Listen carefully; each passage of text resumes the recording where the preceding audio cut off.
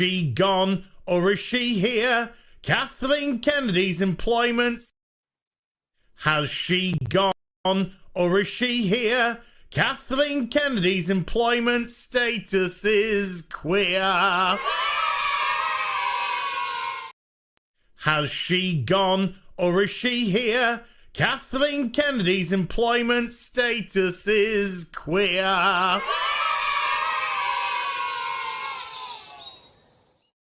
I'm giving Gary every opportunity to come in now. Has she gone or is she here? Kathleen Kennedy's employment status is queer.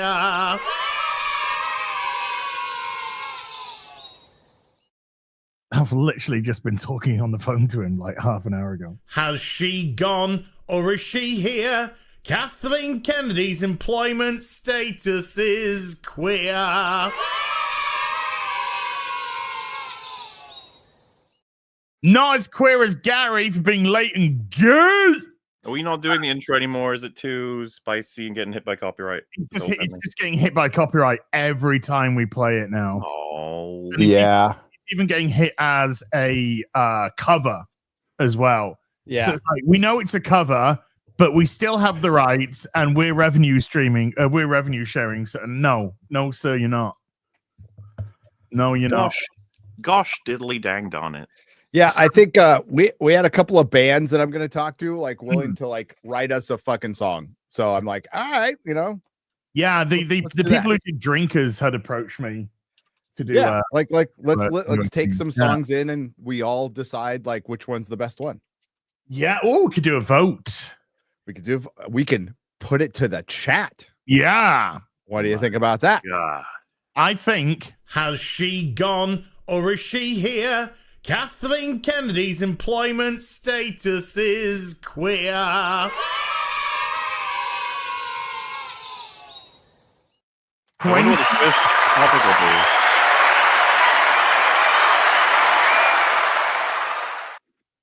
Listen, do you want to hear mine now? You ready?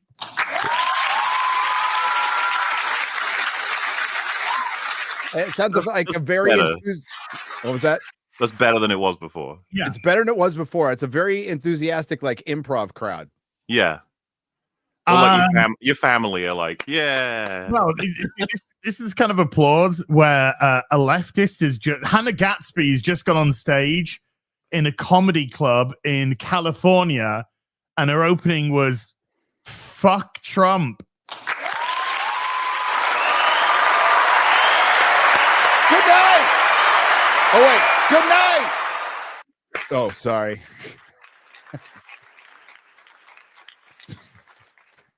That was probably wrong of me.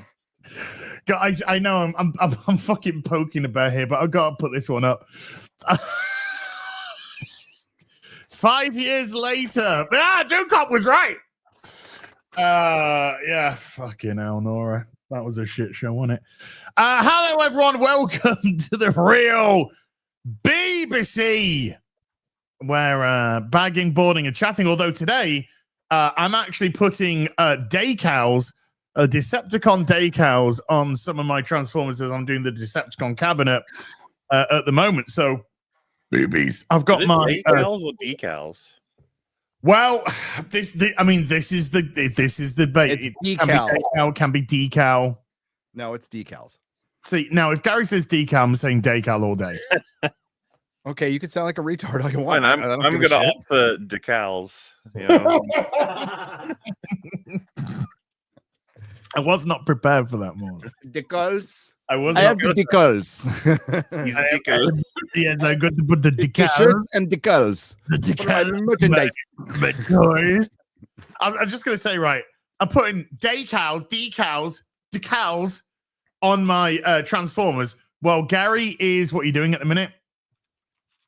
Bagging and boarding behind tons of toys with a Cthulhu god down below. And we're just about to talk about Kathleen Kennedy's tenure as head of Star Wars and Lucasfilm. I don't think for the 10 billionth time. Yeah, fuck. I don't think we could get any fucking nerdier if we tried. Nope.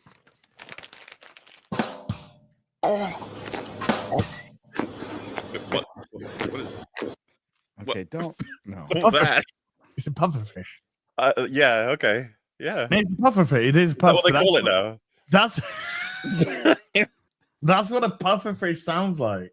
It's a true story. True story. More like a true lie.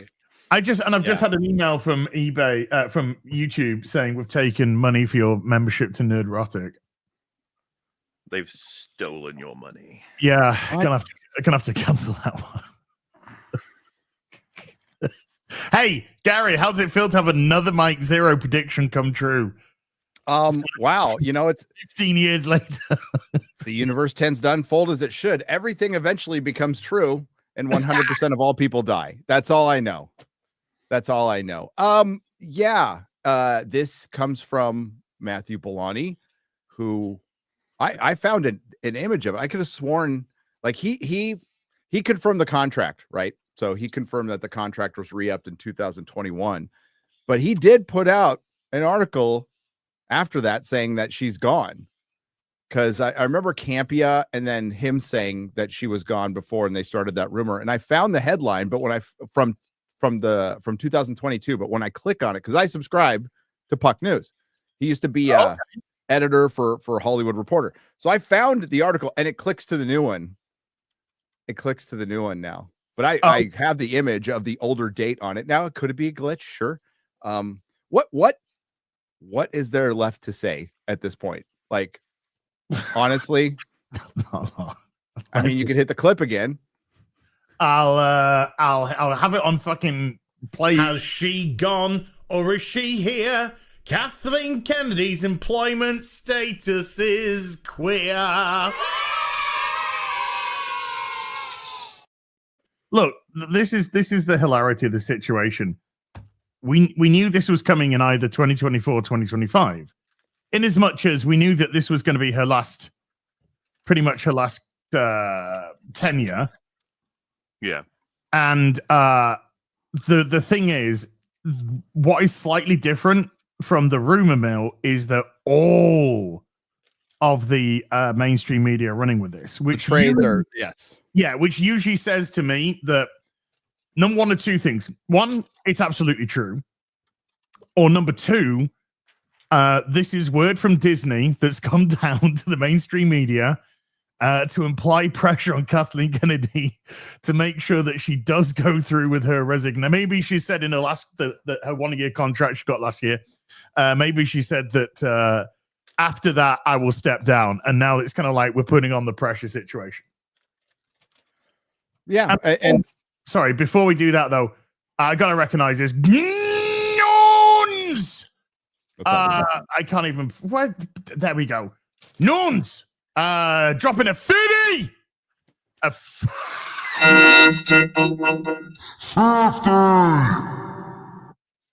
gifted bomb there. Noon. Love you, my beautiful.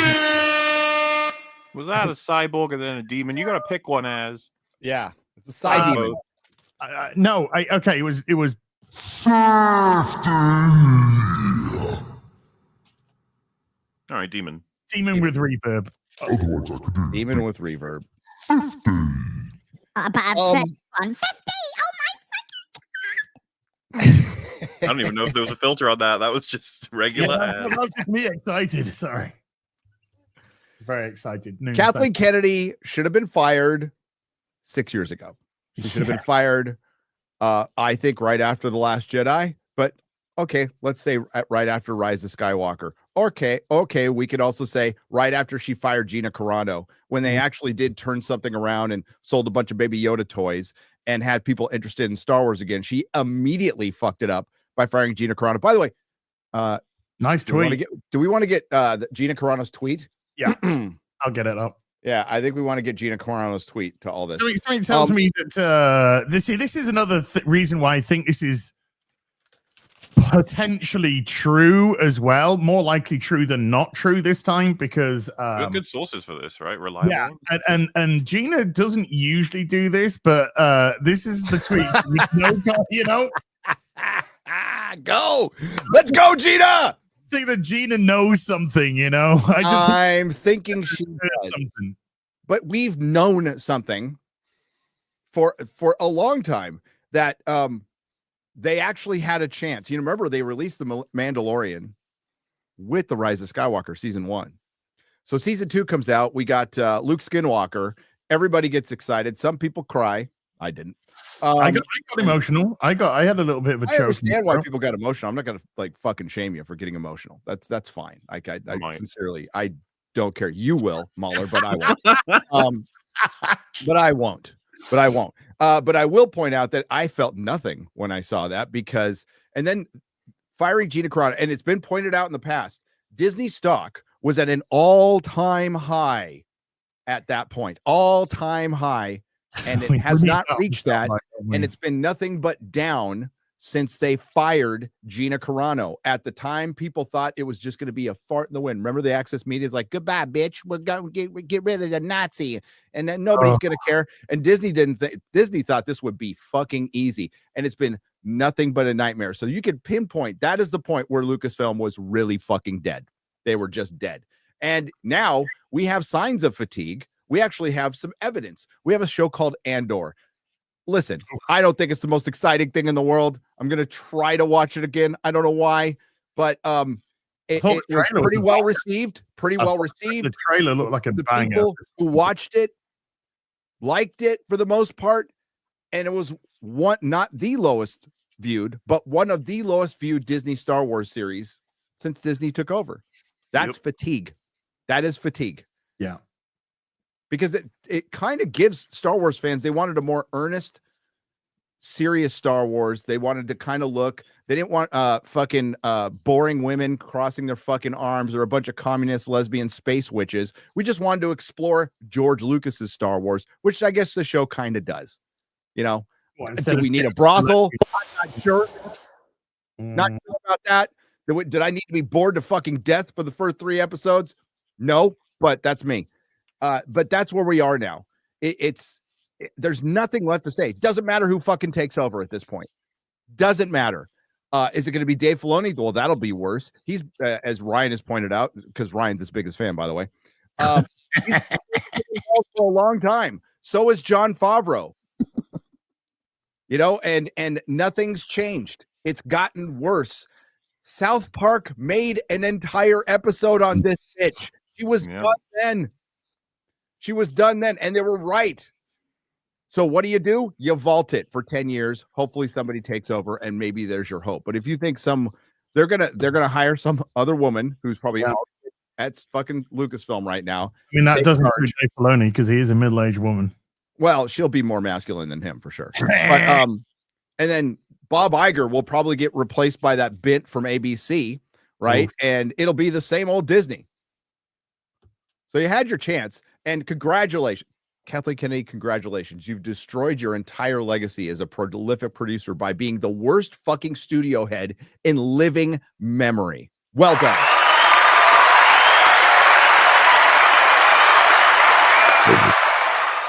And how you doing, Mola? Oh, you know, just getting on, project after project. My coffee kicked in. I apologize, Mom. Well, it was fine. I didn't even. I thought we were just skipping intros. No, it was a little jokey poo. That was. How are you doing anyway? I'm further along on my eating food show has become Ozark at this point. Okay. Nearly done with 2 seasons, and I've said to other friends that they've been like, recommend. And I was like, still not sure about that. Oh. It's like it's got some really good scenes and really good performances. But broadly, the story I think is not fantastically paced, and there's a lot of stretches and holes to make bigger dramas happen when you can tell things are in a little bit. It reminds me of I've said before, like Breaking Bad, but worse. It's like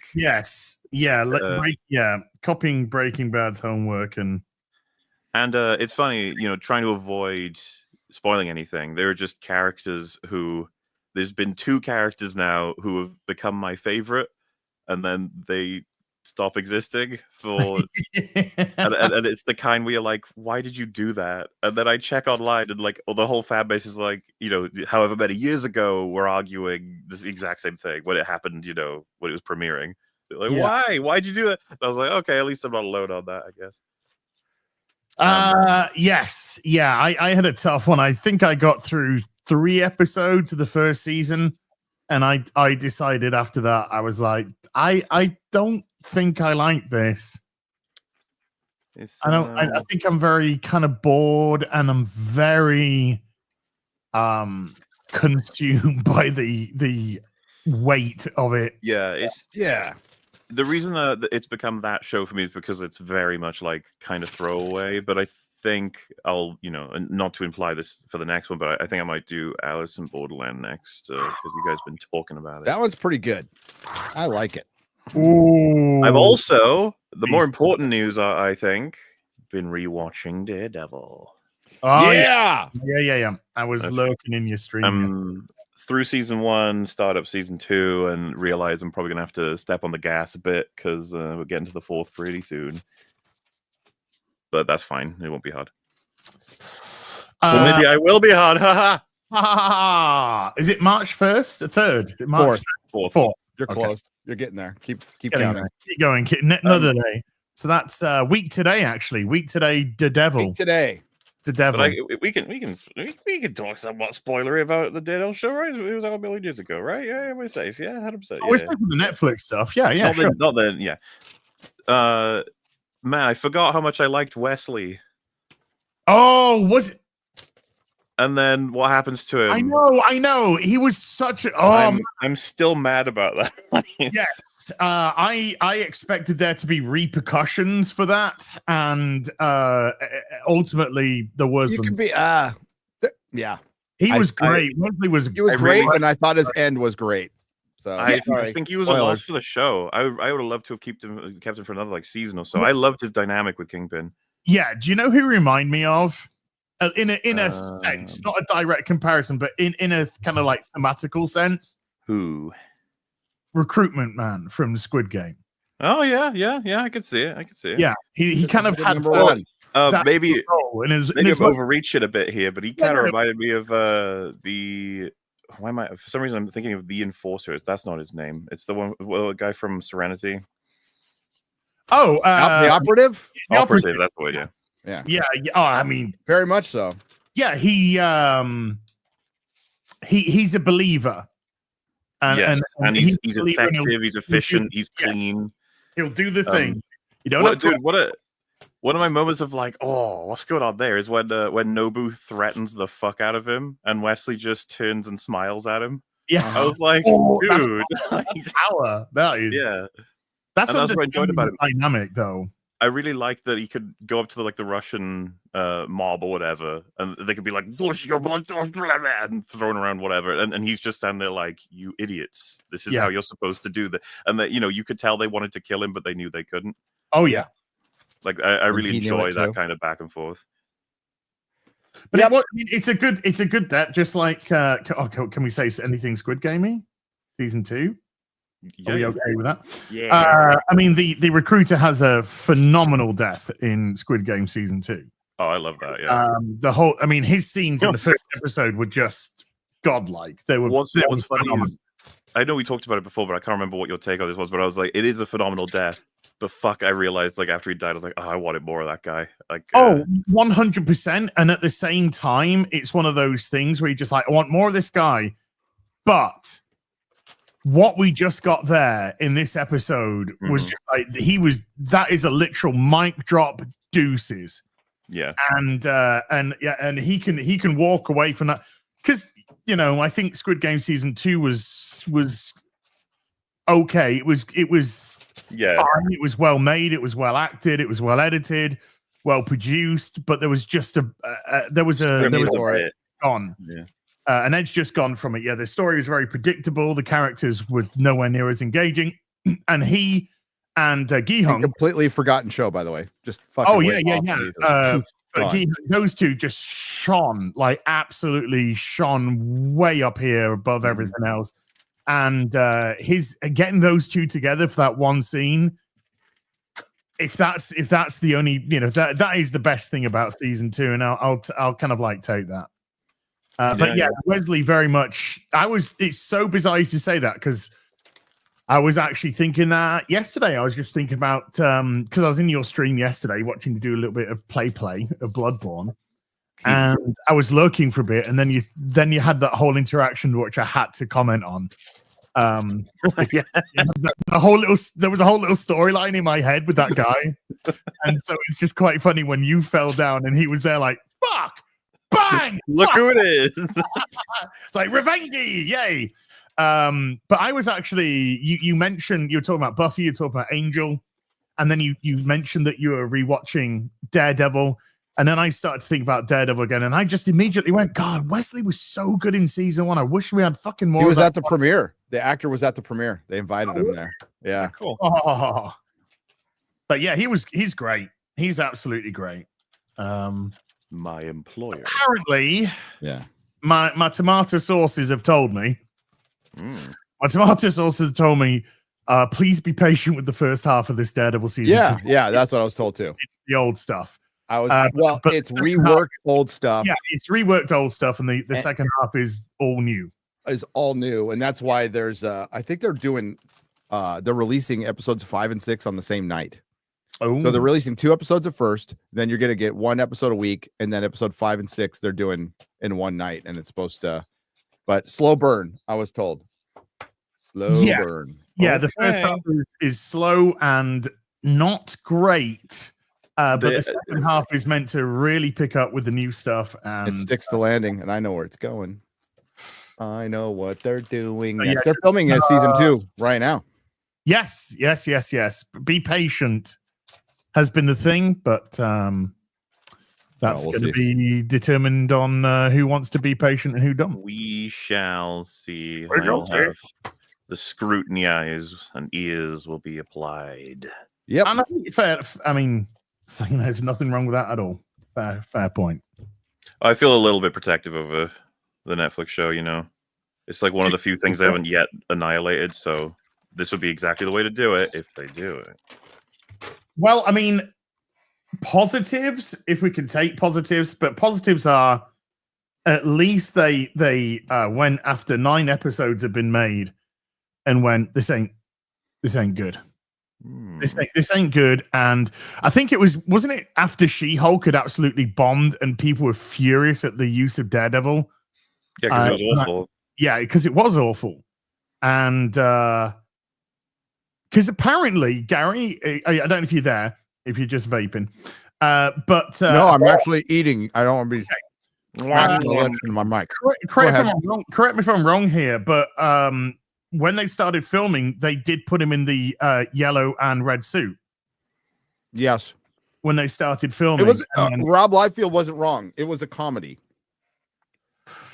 It was going to be a comedy, and it wasn't. It was Vincent D'Onofrio and Charlie Cox finally.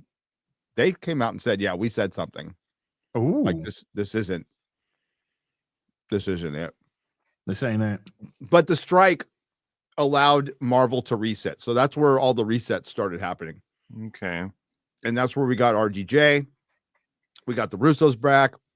They used it as an excuse to just shit can everything on Daredevil and reshoot things. They have the Vision series coming up where they're going to be reintroducing some old favorites that you may or may not like. But they're going back to like phase 1, phase 2, phase 3 stuff. Not Thanos, but other stuff that kind of got left behind. And it's given them a chance to reset things, like Hydra coming back.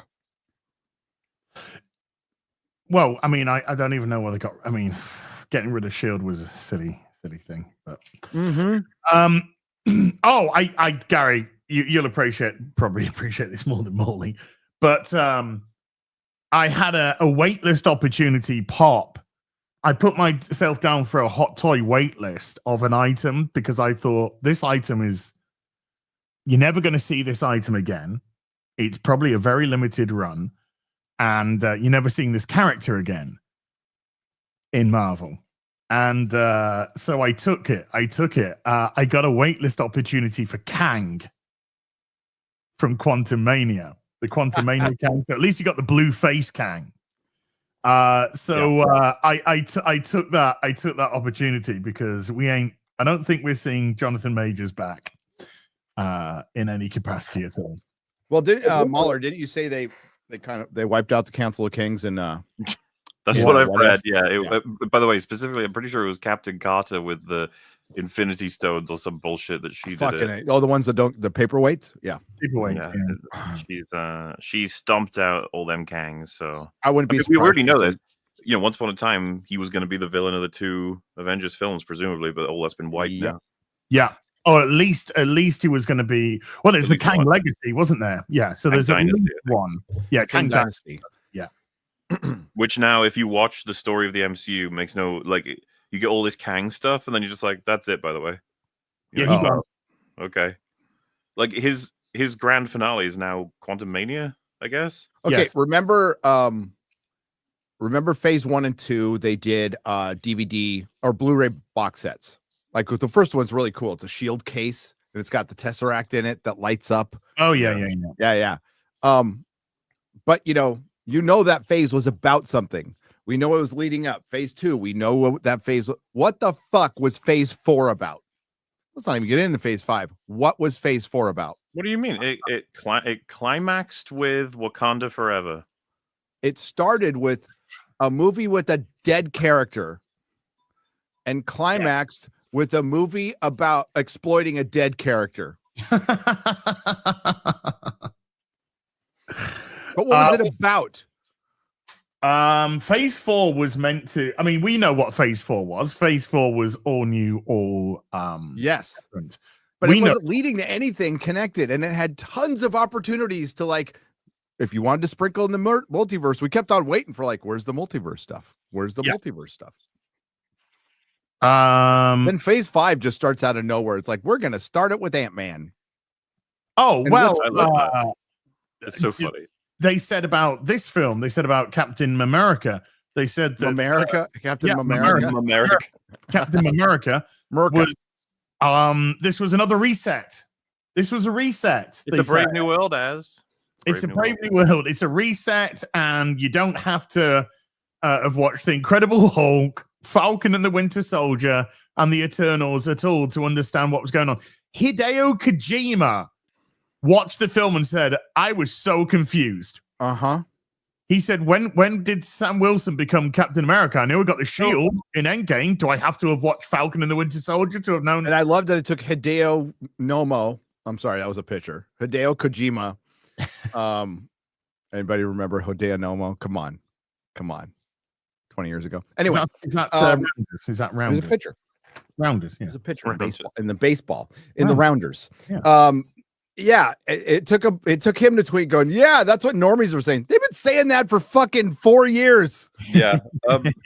So to attack and defend, right? Or this will make sense by the time I get to the end of it, right? His tweet, I saw a lot of people quote tweeting being like, I like how he admits he hasn't seen Falcon and the Winter Soldier and then complains he doesn't know what's going on. It's like not watching the first film, then watching the second film, being like, what? How's blah, blah, blah. But then I was like, well, I think if you actually pay attention to what he's saying, now I can't speak for him, of course, but a lot of people were confused, and I assume he is too, at what the fuck is Falcon's role? Is he working for America as Captain America, as a on-contract hero, superhero? What about the Accords? What about the nature of the relationship between the countries? What about I thought Falcon wasn't going to be what he considered like a stooge for the government in his own show, but it looks like he is. He's just doing missions according to what they want. He was retrieving a sample of adamantium for the government.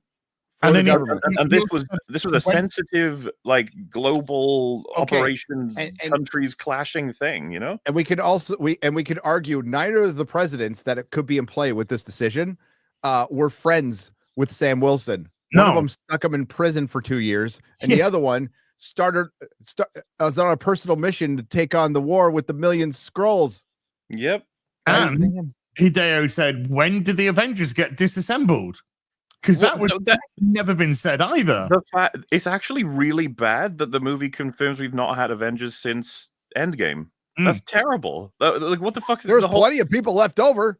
Yeah, everyone's just sort of scattered around, headless chicken. What the fuck has Pepper been doing? What has everyone been doing? Right, so the Avengers So they Everybody disappears for 5 years, and they, without warning, bring everybody back at once. Never mind if they were in a plane or having heart surgery or and then they just fucking broke up and fucked off. This is why his comments are like totally fucking fair, because they've skipped over shit tons of world building. And I think, they've always been shit on world building, especially bad phase 4 and 5. But this is getting to a point now where it's just like the average audience member, they can't even tell if this is in the MCU anymore. It's just like, I guess so. I've missed 10 movies. Well, that's what it has. That's the commonality it has with Star Wars, Mahler. It's like, it is about nothing. Okay. I mean, we could, like, of course, fucking all new, all different, MCU, DEI. We can talk about all that shit. But what really makes it bad is it's not a fucking about anything.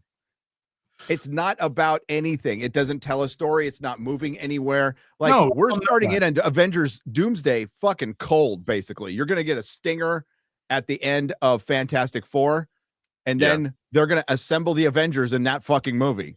It was funny. I can't remember which friend of mine it was, but they were like, "Oh, so Doom will be the bad guy in Fantastic Four?" And I was like, "No, nope. Galactus and John Malkovich, isn't it?" And then they were like, "Well, then what's gonna happen with it?" And it's just like, "Well, he's gonna be a post-credit scene. It's gonna be Dr. Doom he'll fucking pick up the gauntlet and say, I'll do it myself." Just something to that effect. And then that'll be that. Yeah. We're going to get some news on, I don't know like how connected Spider-Man 4 is going to be to it, but there's going to be I've already said, like, the Punisher and the Hulk are going to be in that. So, and I don't know who the bad guy is. We don't, they're being controlled by some mysterious bad guy. Everybody else will take credit for that, and go ahead. I don't care. I was actually told by another person, so I can't personally take credit because somebody else just told me. And then it's Doomsday, and like we get the impetus behind bringing. I'll repeat this. Sorry, guys, you've heard this before. So the reason they brought Robert Downey Jr. in to play Doom is because he didn't really want to come back to Iron Man. They really wanted him back, and they thought of a weird way to do it. And they're like, "Hey, let's bring the guy who saved our universe to be the guy who destroys theirs." Yeah. So we know how that one's going to end. And we knew it was going to end because it's going to end up on Battleworld if they do the Secret Wars, which is fucking terrible, by the way. Secret War, good. The one from the 80s, that's good. Give me some Beyonder and shit. Fucking Secret Wars, terrible. From what I've heard, by the way, like there was a little thing about how Spider-Man's like legally not allowed to turn up in any Disney Plus TV show. Sony won't let him. The best they can do is 30-minute animation, which I just find hilarious as like a protection for him. It's not, it's a legal thing, but it like protects him from shitty, awful stories. Yeah, thank goodness. Getting tossed in as a token into like any random Disney Plus story. Oh yes, the Spider-Man thing. Yes, they can only do 30-minute cartoons. Yeah, and they can't put them in TV shows, and they have to have permission to put them in movies. And if they do that, it necessitates a trade. Like, yes, you have a Spider-Man, we get a couple of your characters too. We get a couple of your characters. I was told with the Sony one, they wanted to do multiverse stuff, and Marvel said no.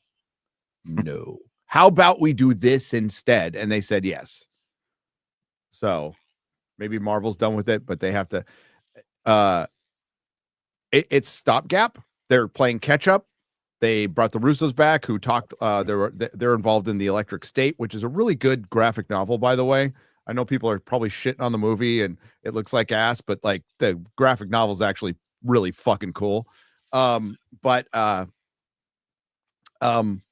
Russo brothers were there, and they said, "Yeah, we're essentially filming back to back, and we might not survive this." They said that last night. Also, isn't this is meant to be Downey's one and out?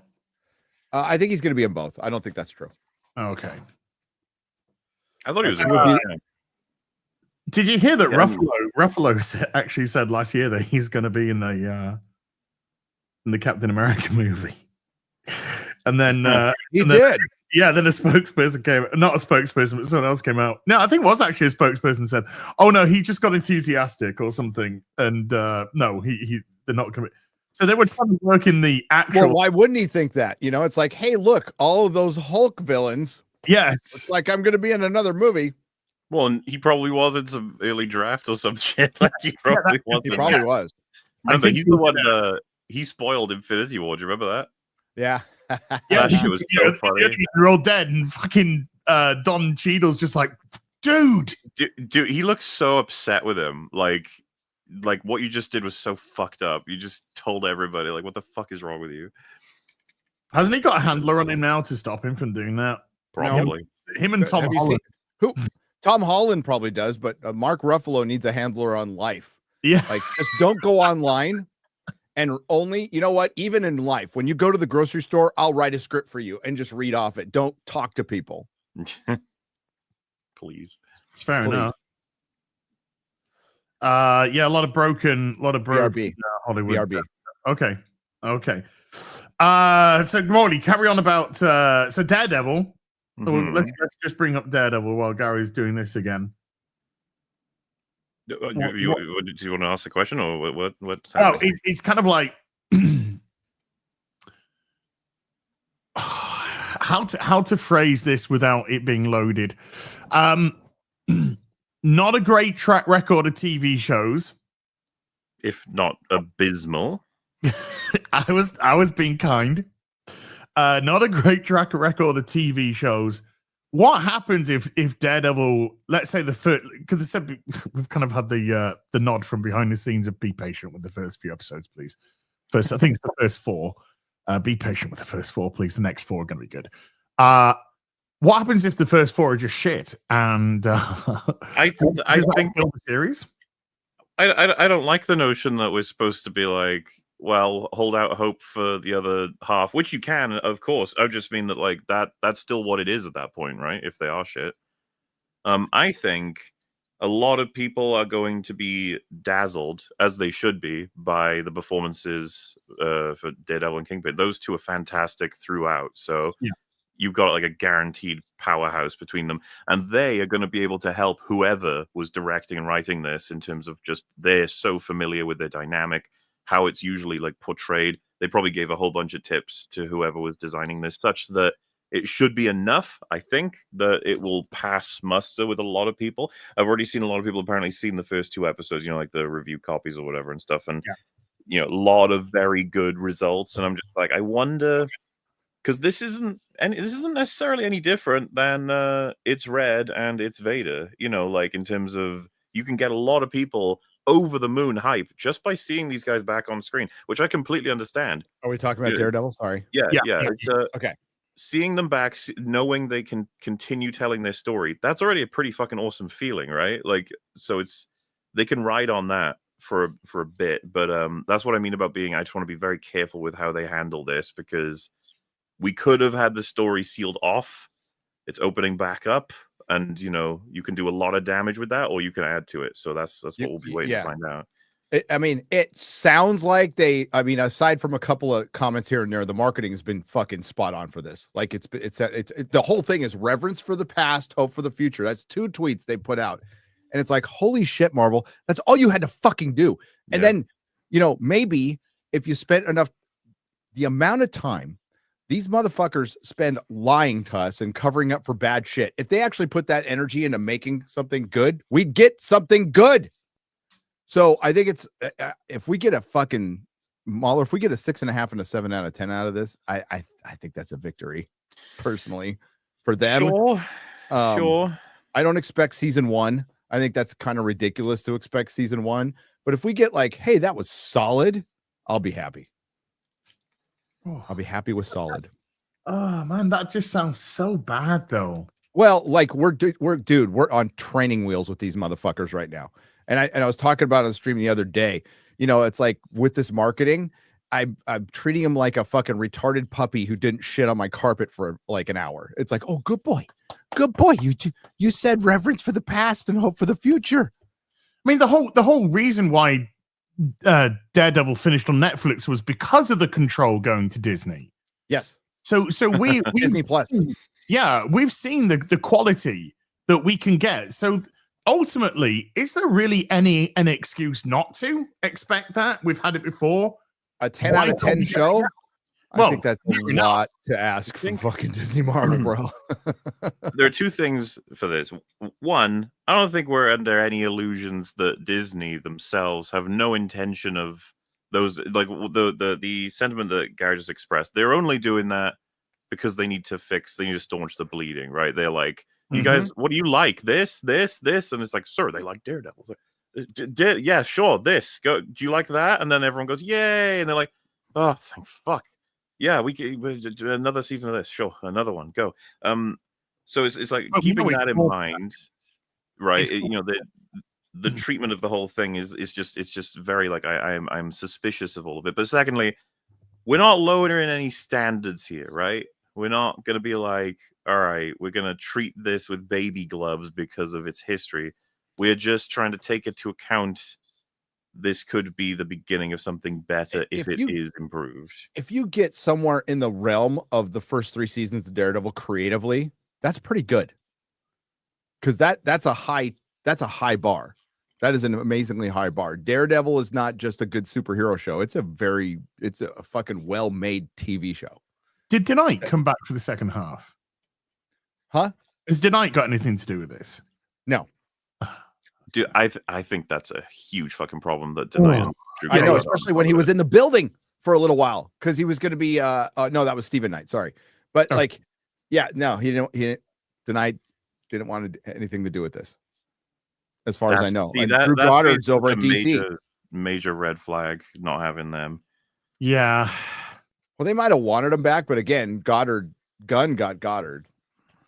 He's in the writing room, so. But he's also got fucking Tom King, so that pretty much annihilates Goddard. We'll get on to them in a minute because the slate, the DC slate is changing completely by the looks of it. Okay, so I mean, like, I'm excited for it, kind of cautiously optimistic based on the trailers. But if it sucks, it fucking sucks. We'll see. We'll see. I mean, the trailer's been good. I mean, you can't the trailers. I mean, that's what trailers have been good. Marketing's been good. Apart from the showrunner who's been in his costume at some point, which is fine. And and they just need to, like, I think what Mahler said, they just need to make something good right now. And that doesn't turn things around. That means we might, but like, let's not forget Ironheart comes out like in 3 months. So they follow it up with Ironheart. And that's the thing, is every step forward they take, even if you guys don't like Deadpool and Wolverine, it was a step forward. But like, even the Access Media came out and said that was not enough. That was not nearly enough. I know Robert, our good friend R&B, says you're one good movie away from turning things around. Not when you're in a shared universe. You're like 3 or 4. I'd say 3, movies. Yeah. That's the problem with the shared universe. That is the problem with this whole fucking interconnective tissue of all bollocks. What's the thing? If like a really solid MCU film came out that was like the best of like a phase 2 era type, we'd all be like, okay, doesn't really instill me with anything, and then if they did it again, we'd be like, wow, all right. And then a third time, you're like, okay, like, it seems like something's going on here, something's changed. That would then create that sort of momentum. Yeah, there seems to be course correcting in the right direction. Deadpool and Wolverine is an anomaly because it is a completely different type of film. It's a legitimate comedy. It actually had much more to do with the Fox universe than it did the MCU ultimately. Yep. So that is it's a gimmick. It's a gimmick movie. Yeah. Spider-Man No Way Home is a gimmick movie. Yes. And Deadpool, Wolverine, a gimmick movie. The only one that was a legacy movie that was just finishing off a trilogy was Guardians of the Galaxy. Okay, so it looks like gimmick movies are working as opposed to multiverse movies. That is not sustainable. That's not sustainable, though. That's my whole point. Is actually, I mean, I don't want to spoil too much of my next video because I found a pretty fucking good Cope article. Even that article you guys found on EFAP is funny. It's only 2 paragraphs long, by the way, but the headline is genius, dude. That was brilliant that you guys found that. Maybe we could show it later. But some of the cope is that, oh no, it's the mythology. It's the standalone stuff that's actually doing better and not the mythology stuff. And I'm like, okay, well, what's your definition of better? And they bring up fucking Shang-Chi. And it's like, Shang-Chi was not a hit. No. Shang-Chi lost money. It's fucking gone. No one cares about the character at all. It's gone. Has he ever appeared? Oh, did he appear in a post-credit scene? No. No, he appeared in What If. An animated What If. So here's, and it was, I don't think it was voiced by Simu Liu. Oh my God. But remember when he pwned us? Dude, 2025. It's been 4 years. It's been 4 years. That sequel's coming any minute now, Mahler. Yeah, the thing is, we've talked about it before. Superhero movies are healthy when you can just put a superhero in a movie fighting a villain. It's so When's the last time we hilarious. fucking did that? Remembering, because as you know, I've been made particularly mad about the Captain Falcon coping with the box office, just watching everything unfold when the numbers have not been lying for any time. They've been right there, clear as fucking day, but loads of people have been like, haha, you were wrong, it's a runaway success. Shang-Chi's hilarious.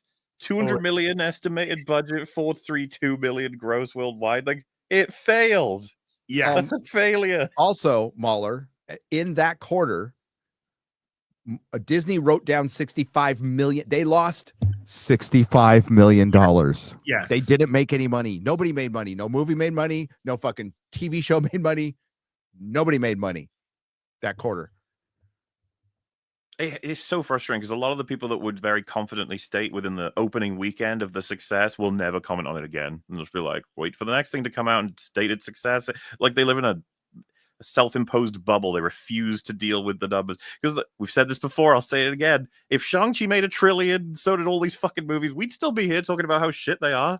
And we'd be like, wow, it's amazing that superhero momentum is so fucking enormous, but there we are. That's what it is. We know who the Avengers are. We would know who the fucking Avengers are. Of course we would, yeah. But we don't. But Molly, you're talking about people which aren't even watching it. No, yeah, that's the best part, dude. Yeah, they're not watching it. They're just reacting online.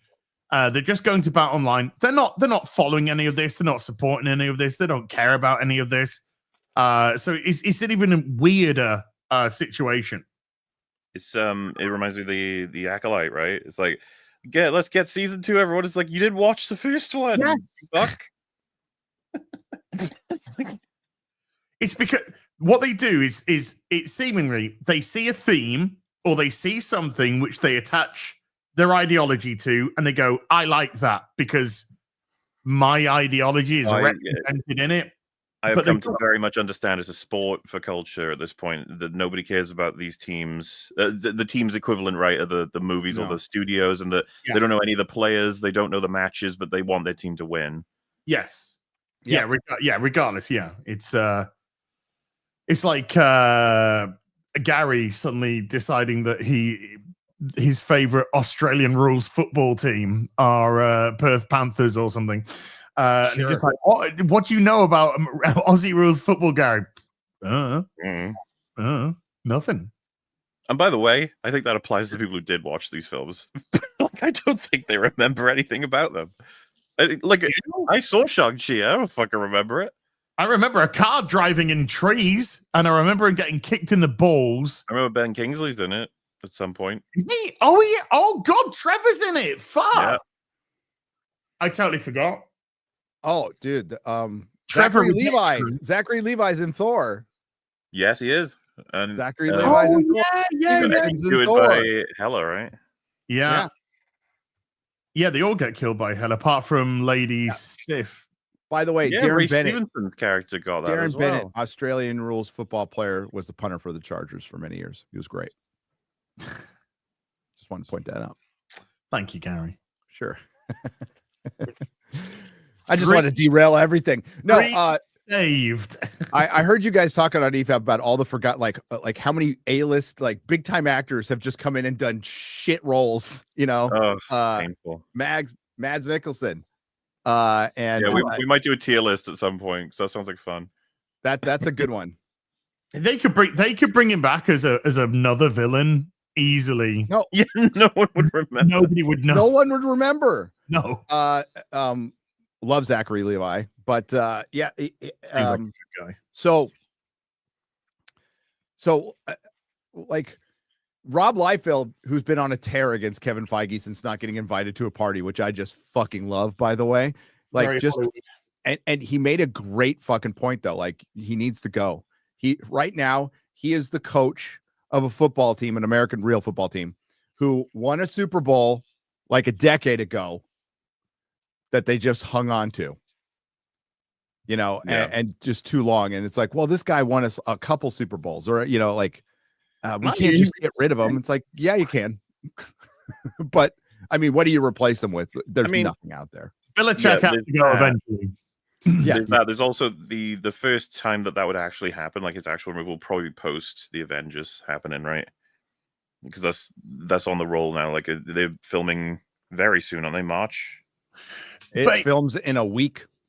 Remember that when the MCU had such a great plan to start with. I mean, there was certainly a plan when it came to Thanos, and there was certainly a plan about where it was going to go. A couple of things might have changed in the interim. That's fine, but because it didn't affect the bigger picture of it, they got where they wanted to be. Now, instead of having that plan, it's just a reactionary company.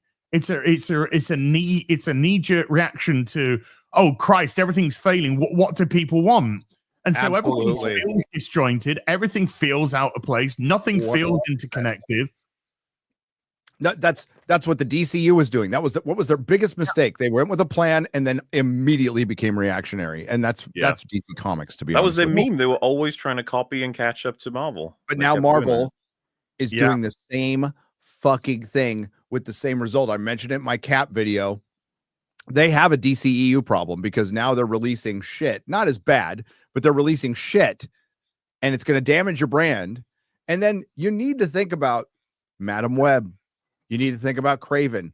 No normie knows that's a Marvel movie to most people.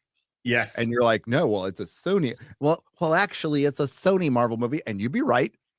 Well, but nobody knows the fucking difference, and that all affects the brand. They see Marvel when they go Marvel down, and believe me, Kevin Feige and Disney don't like it at all. But tough shit. Wasn't the mistake that the Dakota Johnson's agent made or whatever? Yeah, she thought that it was going to be a Marvel Studios movie, and her agent was fired. Yes, for Madam Web. Yeah. So. Do you know what else has got a DCEU problem, Gary? Oh, DCE? The DCU. Well, all of superheroes has a problem. Like, superhero fatigue is being put to the test this year. We will know this year. In July, we will know if it's got a future or not. July is the month. It is the litmus paper month for fatigue, because with DC and with Marvel, I think it is fair to say that these are their biggest fucking shots now.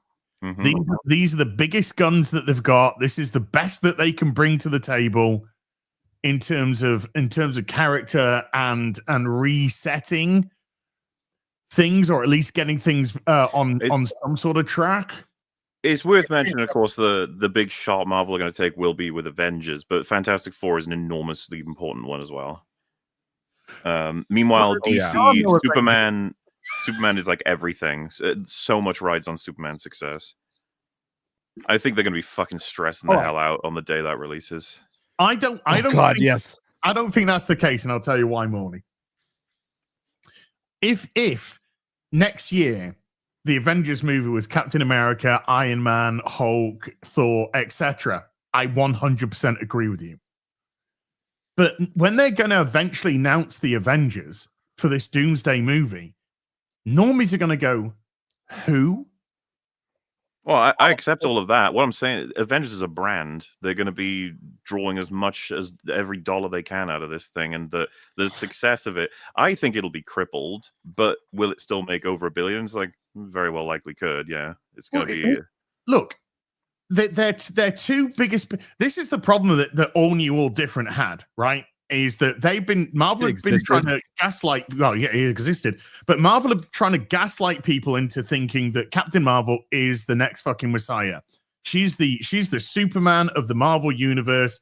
She's the fucking ray of light going forward. Didn't work in the comics, hasn't worked in movies, but that's where she's been positioned as the biggest and the best. Captain Falcon Black Man has been positioned as the leader or potential. I mean, because he was asked essentially to reform the Avengers in the film. So he's been positioned as the leader of this. His film has tanked. It's flopped. It's absolutely flopped. And did they address that later on in the film? That I'm going to go form the Avengers? No. Not at all. People are just assuming that. No, I think that's on purpose. In the beginning, they knew. They probably did shoot more of that, but they knew it's like we've got to hedge our bets. We can't be sure. We don't want to guarantee any role for Falcon right now. Obviously, he'll be in the Avengers films, but just how important will he be will be dependent on just how successful this movie is. And it's the fucking votes are in. Nobody gives a shit about Captain Falcon. So nobody. It's a flop, guys. They should have known that anyway. It's a flop.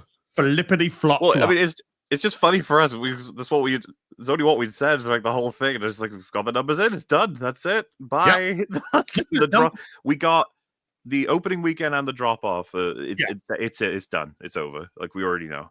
I did my video yesterday, and some guy put, and I'm not trying to rag on this guy because you know everyone's entitled to their opinion. I mean, he's wrong, but he's like, I don't like the film, and I get that people don't like the film, but the movie's not a flop. I'm like, dude. Yes, losing hundreds of millions of dollars is the very definition of a fucking flop. That's what it's going to do. It's going to lose the next couple of days. What I will say, I will prove it.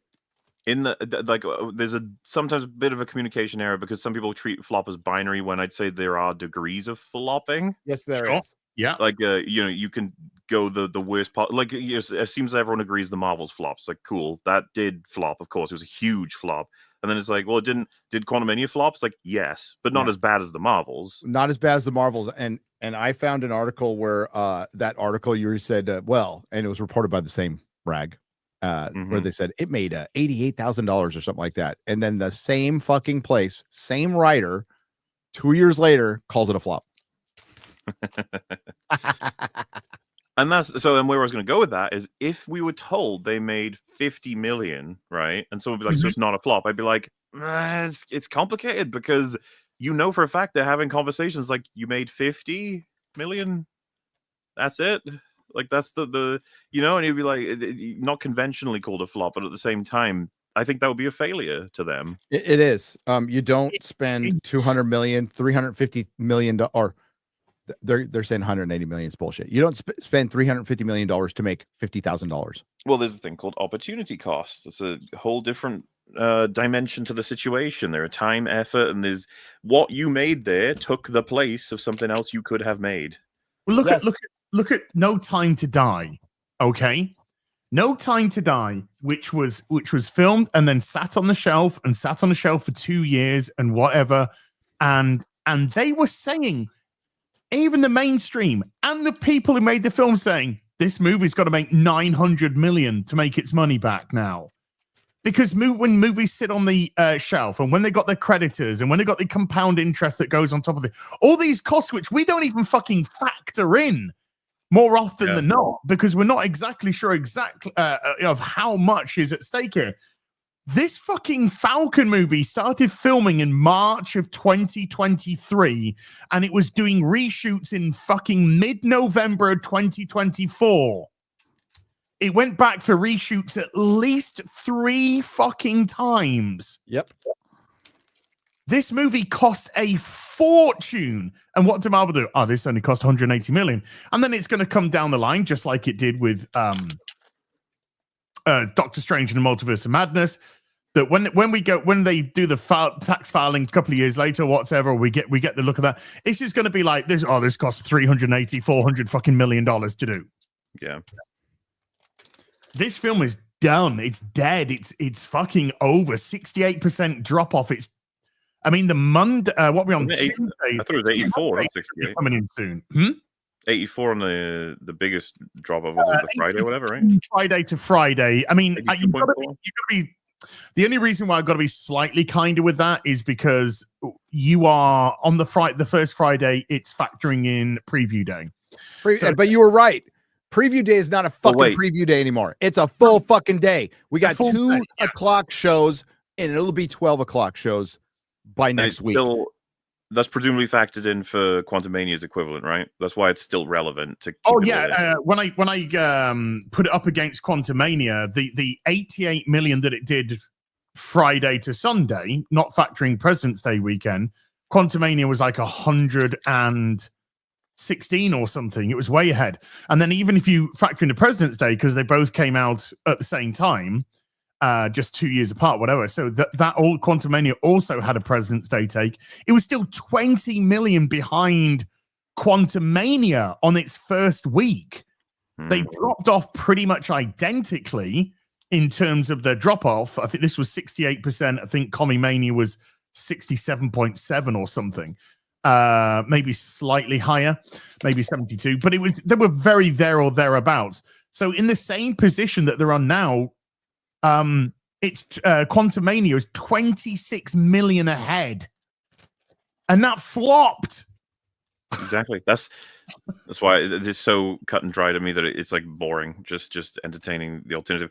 And I think that the sentiment will start to shift. I've already seen a couple of tweets saying like it's kind of disgusting that the first Captain America that's not white is like crashing and burning and people aren't interested. And I saw someone else say Black Panther 1 and 2 did fantastically. Why can't this be about the writing? Why can it never be about the fucking writing? Which is funny because I don't even think the writing in those two films were that good, but Captain Falcon was obviously. Oh no, those films were terrible. Black Falcon, yeah, Black Falcon. Black Panther is a terrible film. It's awful. Speaking my language. I only saw it a couple of years ago for the first time, and because I thought I'm gonna have to see the second one, and it was abysmal.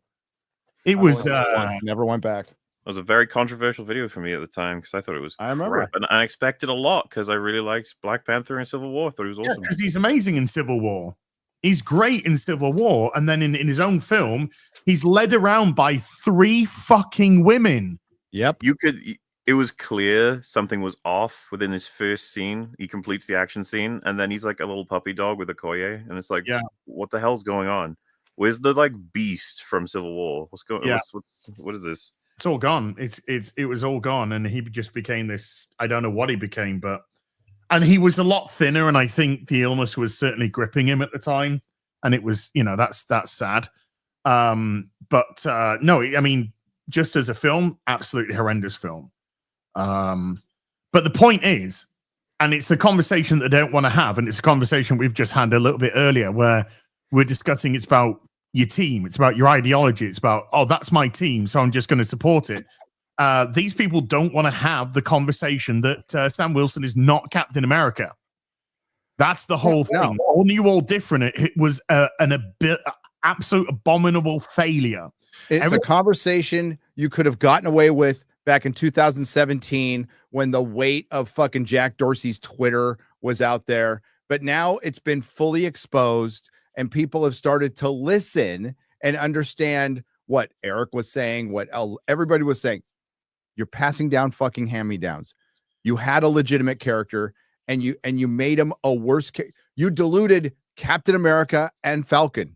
You destroyed them both. Yeah. This film didn't succeed because, and Bucky. Oh yeah, big time. Okay. Sebastian Stan, nominated for an Academy Award right now. You think the movie, I don't know if they put a little more care into it and they had a Bucky movie, it would have done better. It would have done better. Is that racism? Dude, I think they've completely under realized just how much people love Winter Soldier, the story of Winter Soldier. But did you see? I saw someone mention this, like in the trailer, between trailers, they called him Bucky. You know when they do the names, they like Yelena, fucking whatever, and it was Bucky in one of the earlier ones. In one of the latest ones they put out is Winter Soldier, and people have, if you're noticing what's happening here, that they've decided they have to market him as Winter Soldier because that's much more of a name grab than Bucky is. Which to me just like sort of gives away just how much they don't give a fuck about his story.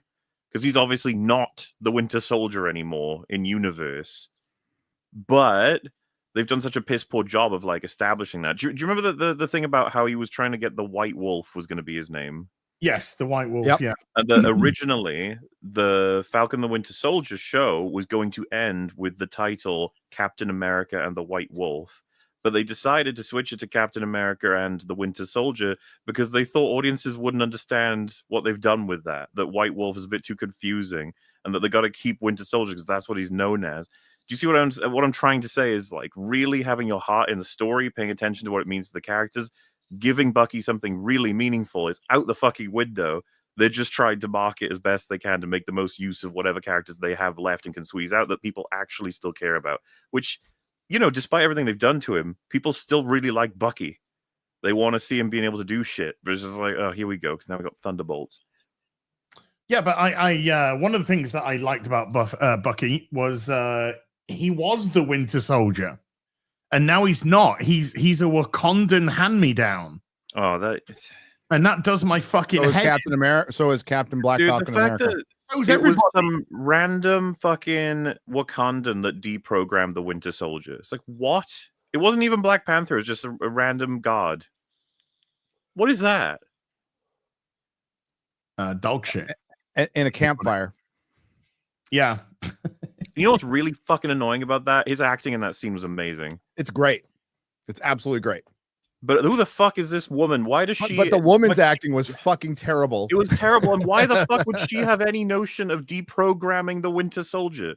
Because she's black. It's like, who should be the one to get him through that? It's like, well, you'd think it would be Steve. Like, working with him to try... But it's like, we can't do Steve. He's out. And you're like, well... Yeah.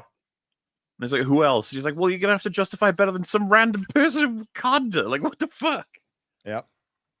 But that's just it. The Wakanda to there is it's their ideological heaven. It's their ideological mecca. It's everything has to now revolve around perfect society. It's utopia. It's utopia. Yeah, it's an ethno state. An ethno state, a nationalistic ethno state with a wall that's isolationist is utopia. Just wanted to point that out. Welcome I was to repeatedly told that my British blood makes me want to colonize. Meanwhile, they would never because they're much better people, but they simultaneously never helped anyone outside of their borders. Nope. And they war with the tribes around them. They fucking have a trial by combat, and they took control through strength of the other tribes. Yes. That is an aggressive fucking civilization, okay? Like, one might say, we won't go. Well, I mean, they had a bunch of people who wanted to go cross their border, and they fucking fought to keep them out, man. And they were all Latino. just insane. Well, yeah, dude. The very definition of not knowing what the fuck you're doing was Victoria Alonso going, Namor. Oh, guess what? You don't work here no more. You don't work here no more. Yeah. There is an actual fucking this enormous mass grave of characters that were introduced in Phase 4 and 5 now. We're back to what is it about? Which are unscathed at the moment? Unscathed? Yeah. John Walker? Oh no, he's dead. They fucking killed him. He's scathed. What do you mean? No, I think Zemo and Walker. They fucking Triple H'd him. He's fucking buried as a character now. Nobody's going to give a shit about John Walker. Well, what do you mean by? Because I'm saying he's. Sorry, okay. When I say unscathed, I mean which characters in Phase 4 do fans still want to support and kind of like behind and don't think that they've been destroyed? Oh, from Phase 4? No. Yeah. From Phase 4, there's... Yeah. I mean, Walker's the closest you'll get. It's just... yeah, and Zemo as a villain. They didn't fuck him over. That's the only one that I can think of, is Zemo. And you know what? Wouldn't it great to have Zemo in fucking Thunderbolts, the book he's actually in? Zemo's a Phase 3 character. Okay, but he didn't get fucked up in Phase 4. Yeah, he didn't get. Oh, you're talking about so we're talking about somebody introduced in Phase 4. That's why I said Walker's the only one you got. You can't say unscathed because they're just scathed. being introduced in Phase 4 scathes it. There's nothing to unscathe. That's why I thought he was asking. It's like, is there any Okay. new person that anyone cares about? I was like, Well, Walker's the only one you got. Any of the Eternals? No, You didn't No. even see the fucking film. So No. that says everything there. Black Widows. no. Okay. Doctor Strange. No. Shang-Chi. I think Doctor Strange can come back, but he wasn't introduced. I was going to in say Phase Benedict 4. again, not a Phase 4 fuck. character, but He can come people back. like He's the guy that they go to make look a fucking buffoon. Well, right? okay. He has been clowned several times in his movies and Spider-Man's and generally. But I think we all like. I think he's got a better chance of pulling an interest from the audience than a lot of characters do. Is that because he's a legacy character? Yeah, I think so. He goes back earlier than a lot of them do. He's played by a very good actor, and you get a lot of interesting action with Doctor Strange. You have to make him the Sorcerer Supreme first, which he's Oh, not. oh my god! Too fucking bad. Which he is not. He's a flunky now. Dude. Let's not forget that. I had totally forgotten. MOM sucks ass. Fucking Wong is the Sorcerer Supreme. And what's And what Wong- Wong doing at the minute? What's he doing at the minute? Showing up in She-Hulk and in post-credit Yeah. scenes with Shang-Chi. He's fucking an alcoholic bimbo from She-Hulk. Remember when Wong tried to No. like portal himself to safety when he was falling, and all he did was portal himself sideways and fucking scraped his whole ass body across the floor and slammed himself into a car? It was Yep. like the stupidest thing ever. Sorcerer Supreme, by the way. Yeah, Sorcerer Supreme. Because they couldn't hand it to a white guy. To a white guy. Although they could hand it to a white woman. They made the ancient one a fucking Celt white woman. Get the fuck out of here. Even Kevin Feige's like, oh, I fucking fucked up on that one. God. Echo. No. Okay. Yeah, Moon, what was okay. that question? Chat says Moon Knight. If Moon Knight Moon Knight was shit. It If was Moon Knight- shit, but if Moon Knight completely forgets the series and gets rid of that multiple personality fucking bullshit They're not that getting rid started of in the that. comics, which they're not going to get rid of, no. and just keep Oscar Isaacs as fucking Moon Knight, that's great casting. It's great great. casting. It was great casting, and bringing him back. That's the Doctor Strange effect as well. Is that I think audiences are much more like, yeah, I'll get Moon Knight's cool and the actor's great, and we can get some fun stuff out of that if he's handled well. So yeah, there's a bit of juice left in Moon Knight, I'd say probably. But that show was utter shit. Terrible, yeah. Remember Hawkeye? I didn't see that. I watched the first episode, and that was it for maybe the first two, Well- and that was it. I was done. He gets beat by Echo and Yelena back to back at the end in his Brian Boitano the- ice skating uniform. That's the show where Kingpin got shot in the face, wasn't it? Yep. Yes, by Echo. Echo. What the By fuck was Echo. the plan at that point? There was no- All men must die. yes. I just mean, like, were they thinking this will be the end for Kingpin's story, or were they thinking this will be just we're showing Kingpin and he'll be back? 'Cause of course he has like a fucking eye patch in I Echo. thought they were trying to set up Echo as some sort of. It looks like his eye is completely healed in Daredevil, by the way. Well, of course it is, because He they grew it back. realized what Right. fucking nonsense that No, was. do you know why? Do you know why, Gary?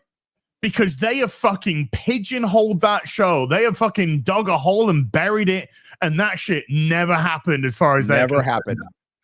I'll So be the Kingpin- super the curious if Kingpin- there's even a line to reference it. So that you're telling me the Kingpin didn't round up a posse to attack a bunch of Indians at No. the end. And then Okay. say, if you want me, I'll be at the casino. I'll be at Dude, the one thing- casino.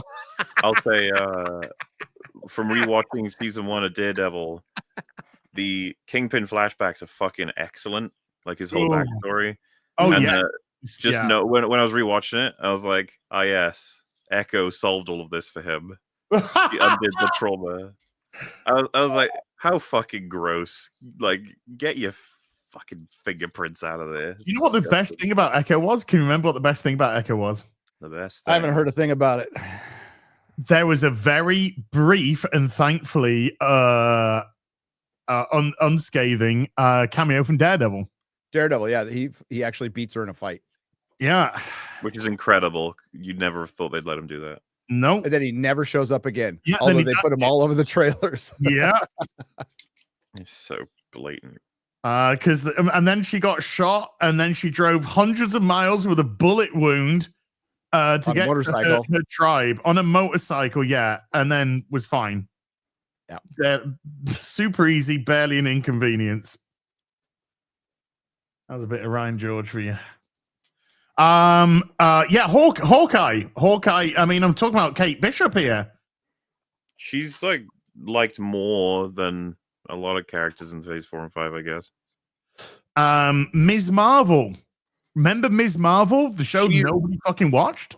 Her dad's in Daredevil. She's that's why our girl Sana Amanat is all over the behind the scenes. Because that's the producer on the show. She created the character. She's going to get residuals. That's why. Yep. Notice how we haven't heard a fucking peep from her in ages. Miss Marvel's like the most harmless of all the introduced characters. She's super chill, and the show itself, like nobody watched it. It's reminds me of Skeleton Crew kind of. Well, the character is fucking you. The actress seems like a lovely girl. She's a lovely lady. But the character is absolutely detested, and rightfully so, because it's shite, and nobody gives a shit. I don't know if this iteration is detested because of the fact that she's not necessarily in terms of her comparison to what she should be, like comic counterpart and all that, but more so in the sense that she is just a girl who is happy to talk to people. That's if you've seen the Marvels or her show, that's all she is. So it's like nobody really hates her or anything. It's just sort of like there she is. That's not a hero. No. That's not a super. She actually reads the comic books. Yeah, she's the one who actually came out and said, no, the MCU is not the 616, which I'm like, respect. Monica Rambeau. Ooh, my favorite. Scarlet Witch. Ugh. Vision. That one pisses me off. That's a great Scarlet Witch is a great character. They fucked up. She-Hulk's a great character from the comics that they fucked up. Those ones piss me off. Scarlet Witch got annihilated, but she'll be back, obviously. Eventually. Well, Vision's got his own show, right? Well, she's already said Olsen has already said, there's plans to bring me back. They're all coming back in at least Secret Wars, all of them. That don't be surprised about that. But that again, it's another gimmick movie, and it brings us back to what is this shit about anymore? Remember, she killed herself at the end of Doctor Strange's movie, which he didn't even participate in the final fight because he got. Remember, Wiccan was his name, right? That's everyone's new favorite. Yes. From do you remember? Because I told you guys about this. I think at the time of Agatha finishing, it was one of those shill accounts. I can't remember who, but they said that finale for Agatha was incredible, and it's unreal to me, but it is true that people are now more invested in discussing Wiccan and his outfit than they are Superman. It's just like what? Facts. Just spitting facts. That's all they're doing, Mahler. Come on. What the fuck are you talking about? Nobody watched Echo or Agatha. Nobody watched it. Unfortunately, I did too. I watched some of it and I gave up. And it was amongst the least watched Marvel series out there. And as we've said before, there hasn't been a good D+ series. I mean, X-Men 97, again, a holdover, but live action, there hasn't been a good one. Has not been a good one. Been a couple good episodes, but as I think we were asked, why didn't you bring Az on for the Agatha coverage? And I was like, that motherfucker didn't finish that show. No, he gave the hell up. I think I got. And this guy watched MILF Manor. Yeah, this season was fucking hilarious. Of that shit, dude. I think I got 4 episodes into Agatha, and then when it ended on the cliffhanger of the witches all being killed, I was like, yeah, in my head canon, that's where it ends. Bye. I'm done. Don't need to watch no more. I think. Are we getting? Go on. I was going to say, I think it's safe to say that the MCU not in a very healthy position right now. Not in a good place. There's lots of questions, tons of questions that now the Access Media is even asking, which is hilarious. I mean, there's both insane cope for Captain America still going on. It'll die out, but it's still going on, and I think it's good to point out. But there's also a lot of introspection, and it's like it's years too late. It's just like with the Kathleen Kennedy thing. It's like we're way past. Can we fix this? Yeah. Like Marvel might has a minute chance by resetting everything. They need to reset everything and recast Steve Rogers as Captain America.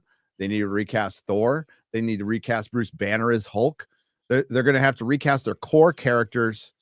And they can't we'll bring some in from the old and the new, and that didn't work for the DCU either. Like, what do they have past Secret Wars? And we'll know in 2030, but nobody's going to give a shit by then. And it's not going to be special. And even if they right the ship, and we said this about Doctor Who, even if they right the ship, you're not going to reach the heights as you did with the first, and you shouldn't expect to, but they do. This is what investors expect. This is, they see a Marvel movie. They don't want it to flop. That's why the investors, this fucking low information investor morons out there, they need to pay attention to this stuff, because that's why Marvel goes out there and lies and puts out the $180 million budget, which is just a bold-faced lie. And they don't have to tell the truth. They don't have to tell the truth. Some people say, well, they do have to tell the truth. No, they don't. They do not. And they're out there lying because they know enough people will run with it and believe it to create plausible deniability. There is none. Captain America 4 cost $350 million to make before marketing. But it looks like now, even with their bullshit budget, they're going to lose somewhere in the range of $70 to $100 million minimum on this movie, the way it's tracking. And they're lying, and they lie for the investors, and they know it. Instead of just going, you know what, bad movie, on to the next one, like they used to do. People would get fired. In the age of authenticity, this stuff's not going to fucking fly anymore.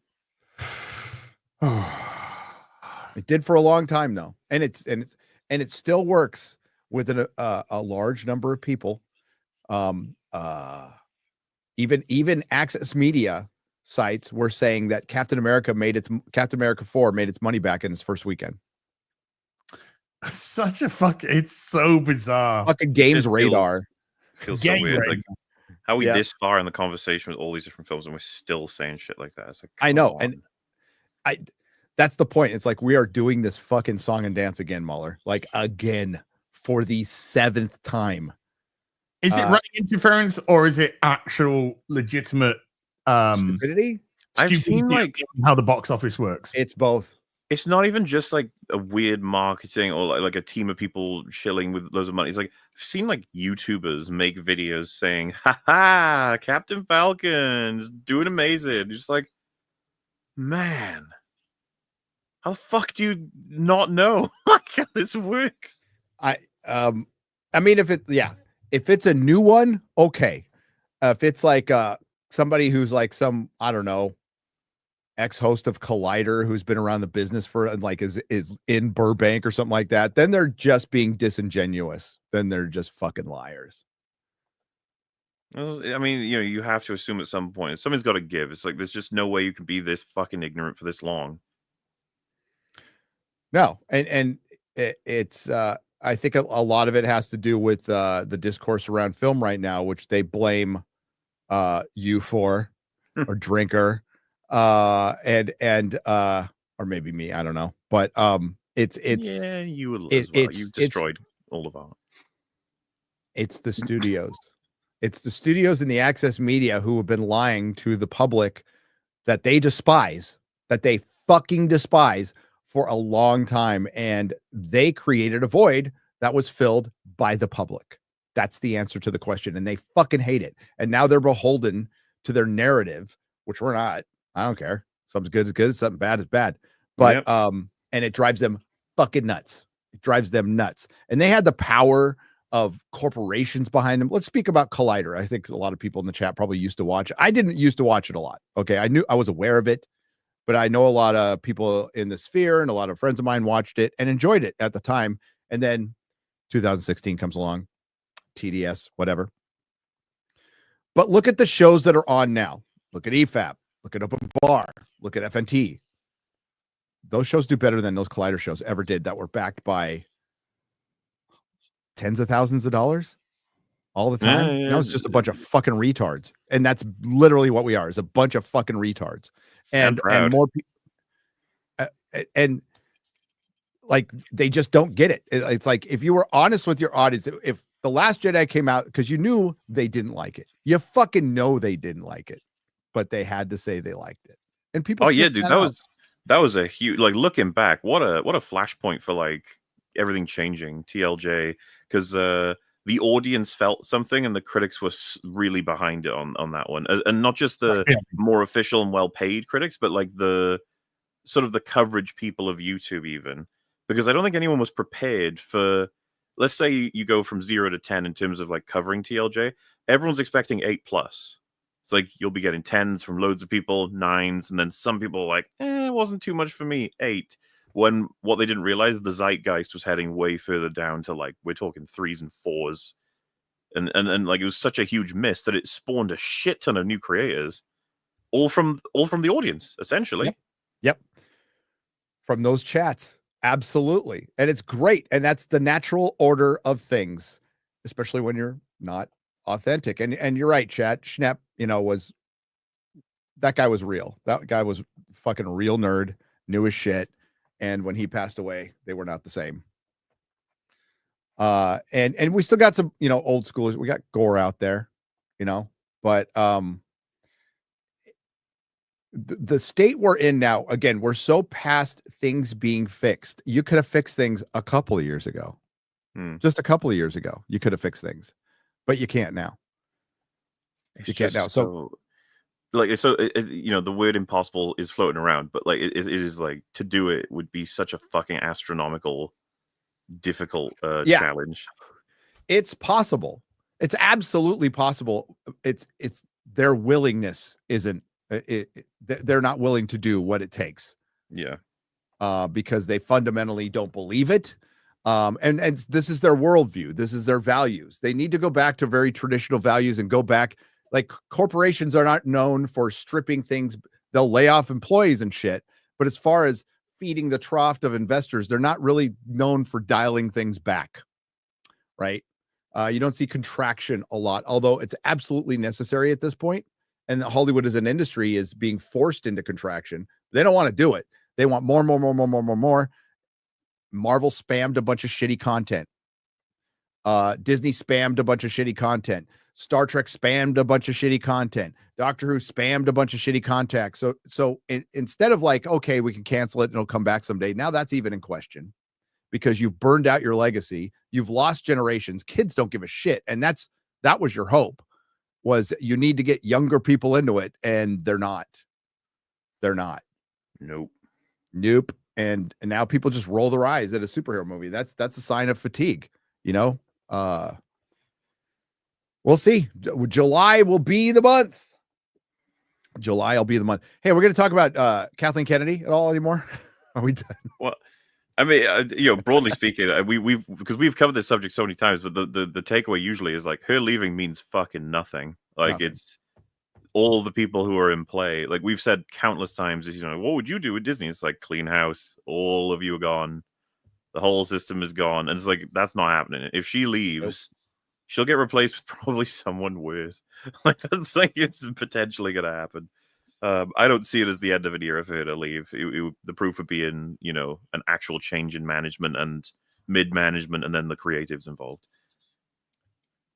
Yeah, I like, again, all these things are possible. You could turn around all these franchises, but what I am, I've never blackpilled on fandom.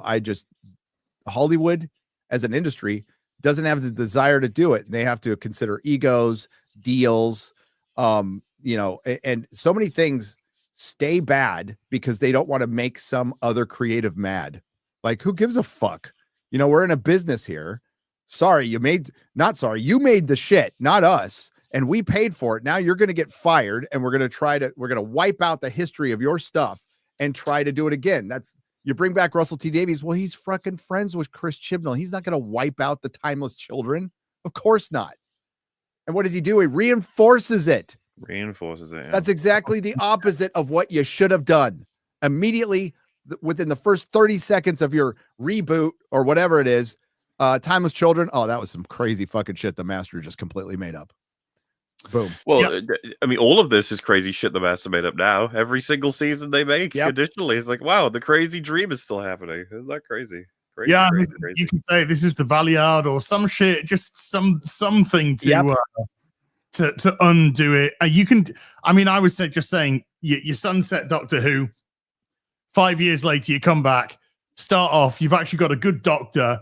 They're sat next to like a little kid or something somewhere, and they're just literally talking to a little kid, going, "Yeah." And then the master did this really thing where he just completely got in my head, made me think I had all these other regenerations and lives and da-da-da. It was absolutely crazy. And then he's sort of like confiding in this kid. This kid's just sort of listening.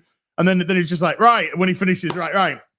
Gonna take you in now. It actually turns out the kid's actually this wanted alien of some planet. Yeah. He just drags him into the TARDIS, and that's how you do it. That's how you end ultimately gonna have to you take him in a Peter Capaldi's TARDIS. That's what you do. Yeah. Dude, imagine getting him back. As you start with Capaldi being that doctor. Yeah. Sure. That would what's the line? This will start to make things right. Yes.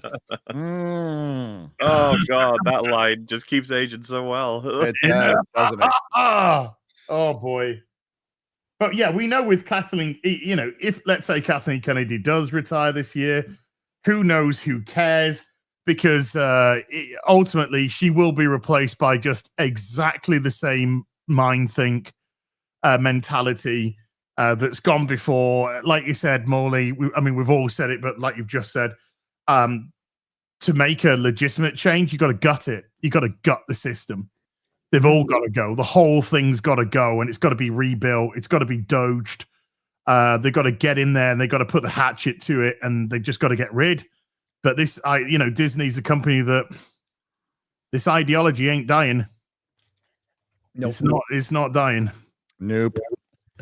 No, and they've never shown any sign of God, like Zuckerberg. It's bullshit, but he's like shown a sign of like, we're going to change things. Bezos, he's full of shit too. Yeah. But there's at least been a little bit of a sign. There's never been a sniff from Disney that they're going to change their ways. Not a fucking sniff. They will not change.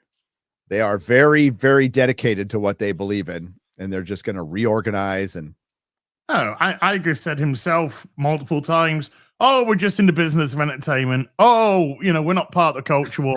We're going to quiet it down. Continues to plug, to pump out all this dog shit over and over again. Yeah, sorry, Bob. I do believe that you are full of shit. Yeah. I mean, the Kathleen Kennedy news is going to be big, but like, she's still there. It's like Trudeau's like, didn't he resign? Yeah, he's going next month. Okay.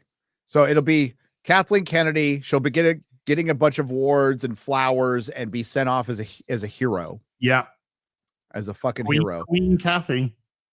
And that's why it's important to like, I think a lot of us believe like, man, logically, it makes sense for her to get fired because look at how shitty Star Wars is. So like, I think a lot of people believed it for a while, but after it was announced she got a contract extension and then continued to make shitty Star Wars when both CEOs backed her up publicly, you got to start to think, well, I don't think she's leaving. Extension as well, which had got extended beyond the 3 years. Nice. Get my decals on. He's leaving. They're Dickles. I like Dickles. Hey, I finally got it. I'm not getting Batman and Robin, but I finally got it. Come on, dude. You gotta get Batman and Robin as well. Yeah. Come on. You can see Uma Thurman eating that scenery in real time. I mean, I've said before, I love that film for its goofiness. Audie's fucking hilarious in that film. Don't leave the cave without it. Ka-ching! Batman Forever credit card. You get it? Dude, I just watched I watched Constantine again for the first time in probably 5 or 6 years. It's a good show. It's in 4K. No, the movie. Show. Great. Okay. The one season. You're not wrong. You're not wrong. That one season that was on NBC was a great show. It should have never been canceled. It was perfectly cast. But I remember when Constantine, this is an example, Mahler, I just called you Marvel, of at the time, I got a free pass at the comic store to go see it. And I'm like, fuck this movie. I love Constantine as a character. He's one of my favorite DC characters. I'm like, fuck this movie. Keanu Reeves is Constantine. This is fucking stupid as fuck. So I go to my free screening. I walk out. And I'm like, I have never been more wrong. Holy shit. I love that. And that movie holds up so fucking well now. It is so fucking good. I mean, I've been meaning to rewatch it. I'll get around to it at some point, but it was always really cool. I remember really being sad that his I forget the name of him, but the dude who helps him out, who can like read things by touching them and stuff. What happens to him in that? Oh, he fucking died. Well, yeah. Sorry, I don't want to spoil anything. Not a spoiler. But yeah, I was like, oh man. Well, a couple characters die that are regulars. But it's Constantine. They can always come back. Did you see? They asked Jazz. They asked Keanu if you could play any character again, which character would it be? And he says Constantine. No, they got the essence of like it's trumped up and it's an early 2000s comic. Did you just say Trump? Trumped, I did. But like they get the essence of the character right as far as not like his look at all, but just how he acts and his resourcefulness. I love the fucking opening of that movie. It just goes. The thing is, like, I was amazed. Like, how what was that? And the mirror, the cigarette, and the mirror, and yeah. I still remember all of it. I haven't seen it in fucking ages, but I still remember that. Dude, it's paced so. The directing is so good, and the editing is so good. Why did you dye his hair? Why didn't you just dye his hair? He would have looked even weirder. I know, but yeah, like he's supposed to look like fucking Spike from Buffy. Yeah, pretty much. Yeah, James not Matt Ryan. Which Ryan? Matt Ryan. Yeah. Matt Ryan. There's the quarterback from the Falcons, and then there's the guy who played. Yeah. He was just to me, you couldn't get more perfect casting. He was great casting. And then they brought him in the CW and made him just fucking lame and gay. Literally lame and gay. He's buying the books, I know, but they made him lame and gay. Like he's fucking the first season is so good. It's choppy because they changed a girl. Like after they did the pilot episode, then they recast the girl or something like that. And then I can't believe it. Well, for one, it was a DC. It was while the CW was on. They put a DC show on NBC, and it was such a weird choice. Well, Supergirl started on CBS, was it? CBS, yes, it did. Yeah, that started on CBS. And then they went, no. And it's so funny because you look at the ratings of that show back then, and it was cancelled. I mean, nowadays TV shows would die for those ratings. Well, yeah, towards the end of Batgirl, it was getting like 300,000 people watching, dude. No, Batwoman. I mean, yes, it was, but and the demo was worse. It was like 80,000 people. 0.05 and shit like that. Like, holy fuck. No, I saw Disparu like bring up, well, say what you want about the CW. It's like, bro, CW had like fucking, arguably 3 good seasons of TV. Maybe 4. Arrow season 1, 2. Flash season 1 and 2. And Flash season 1 is good. I don't want to go past season 1 with the Flash. It's good. It gets questionable in season 2. And I dipped, I think, halfway through season 3. I went, I'm fucking out. Arrow season 1 and 2 are fucking good. They are good. Season 1 is excellent, and yeah, season 2 is really good. And they do take a lot of Batman stories and rehash them for Green Arrow, admittedly, with Ra's al Ghul and shit like that. That was essentially what that was, though, right? And in its inception, they wanted Batman. They were like, well, you can have Green Arrow. It's like, just fine. Yeah, they wanted Bruce Wayne for Smallville, and they couldn't get him. Nope. So they brought in Green Arrow. That was Swamp Thing was on the right track, but then that show went sideways towards the end. But it was on the right track. It started out really fucking good, actually. The Swamp Thing show, if you even remember that. But it got canceled like halfway through. Yeah, that's why I didn't watch it, because it got canceled halfway through halfway through the production of season 1. A lot of it due to tax issues. Yeah, there was a lot of where they were filming, and they basically lost the tax rebate, and they just said fuck it, which sucked, because they were going somewhere good with that. But CW never made a penny, never made a single penny. Which is great. So just to let you know, if you don't know, let's just go into some specifics about the box office numbers for Captain Falcon flop. Let's do it. I've done all the math multiple times on this. I even have my notes ready. Let's go. The Monday is not in at the moment, but the Mondays are currently being reported, so it's going to pop most likely during the show. But it's still full theaters, 4,105 theaters. Yep, huge amount of theaters, absolutely huge. And it is on 100 after the weekend, so it's not including yesterday. 141 million domestically, which is they actually amended the Sunday slightly further down. So the Monday actually ended up doing 8 million, and that was it. And it was a drop off of 60.3 as opposed to the 59.7 or something, whatever it was. So it's a 69% drop now, or close to it. It's you have to understand, it's competing with a lot of big movies right now. Yeah, it's got major competition. The Monkey, the Cleaner.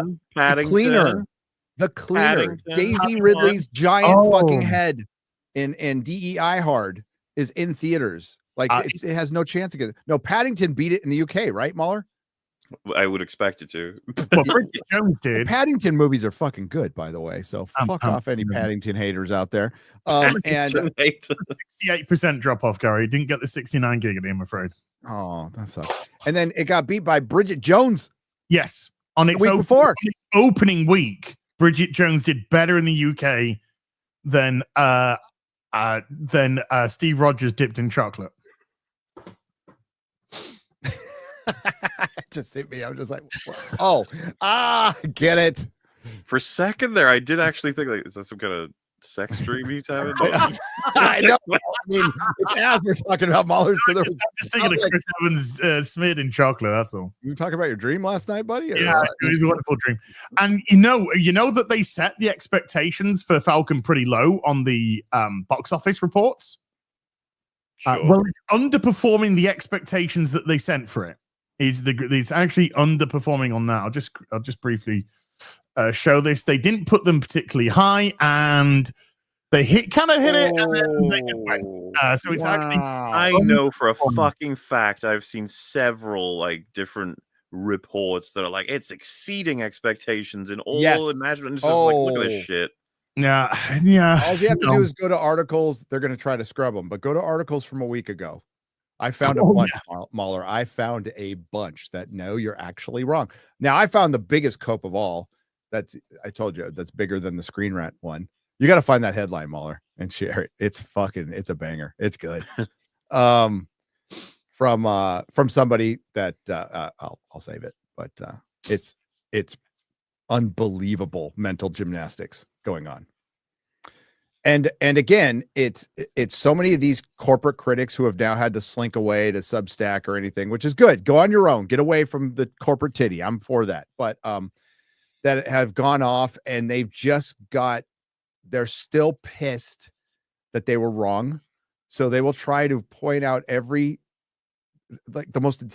tell you what the argument is.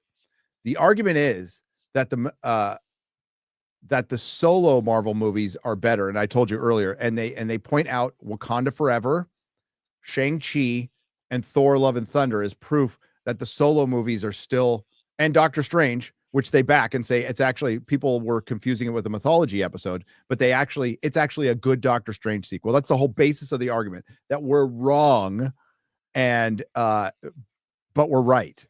It's the most insane article. So no, what they're saying is we're right, but fuck you. Yes, that's that. We're like, and when I say we, it's the royal we. It's everybody in chat. It's everybody who's been right about the Marvel since Phase 4. And the article, basically, the summation is that Phase 4 wasn't the problem. It was Phase 5. Phase 4 was actually successful, and there's actually numbers to prove it's not. It's actually numbers that prove that all these major 68% to 70% dips started in Phase 4. Prior to Phase 4, prior to 2021, the dips were in the 60%, 62. Like nothing went further than 62. We started getting to 68 and 70 in Phase 4. In fucking Phase 4. And now you got to realize the diminishing returns. If you release, there's a lot of ifs and ands and buts. Like one of the ifs, ands, and buts is if Doctor Strange, it would released in Russia and China, and there wasn't a war, blah blah blah blah blah blah. You know, if my aunt had fucking balls, she'd be my uncle. It doesn't matter. So I'll do that too. If Thor: Love and Thunder was released last year, it would have been a flop, absolute flop. It wouldn't have hit $500 million at the box office. There still was some strength to the brand when it came out, but it's gone completely downhill. And when it's a success, when it hits $1 billion, that's a success for a movie that costs $250 to $300 million. It has to hit $1 billion. When it's a success, it's a gimmick. It's a fucking gimmick. It's let's put all the cameos in. Let's bring back Tobey Maguire and Andrew Garfield And Hugh Jackman. And you know what? Guardians could have hit $1 billion. It could have. It had a shitty first week. We all remember that. Guardians 3 had a shitty first week, and then it had legs. But imagine if it had a good first week. Probably would have hit $1 billion. Why didn't it have a good first week? Because all the stuff before it sucked. Yeah. Wasn't it coming off Doctor Strange? It came off. It came off of. Was it Thor? Was it Thor? No, which one did it? It came off 1 which. Quantumania. Oh, yeah. Oh, oof. Ouch. Yep. Ooh.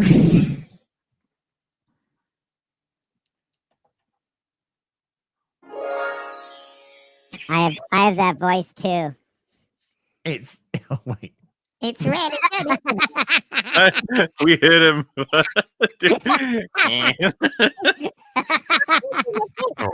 fucking voice. So,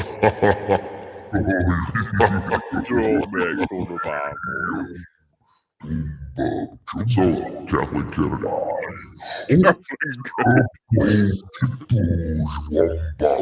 Kennedy. Dude, that meme about like labeling all 5 of those random streaming surfaces and you sound like Jabba. It's like, Yeah. Tubi, Wooby, bamba, gigi, wamba. Oh, you did an impression of Jabba Hutt. No, those are the new streaming services which just sprung up this week. $9.99 per month. You can get to watch $9.99. all the shit which they've managed to get the license from.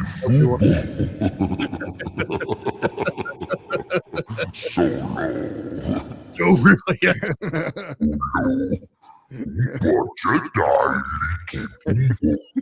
Leaky poo.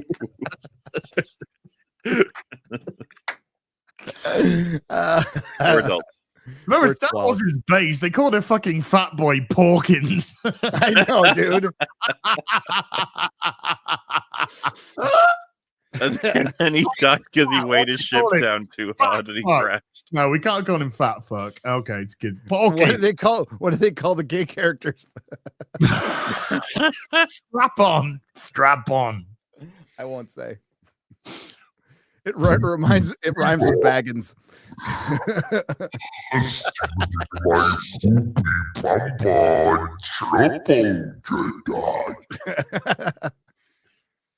Better than he sounded in Outlaws. Yeah. Yeah. Porkins died the way he lived, going down in flames. They told the actor, "We called you Porkins because you like to pork it to the girls." Yeah, that's why. That's why we're doing. Yeah, Actually, you're porking a crazy thing that I just realized is Porkins is actually Lieutenant Eckhart from the 1989 Batman film as well. them. Really? Yes. Yes. Wow.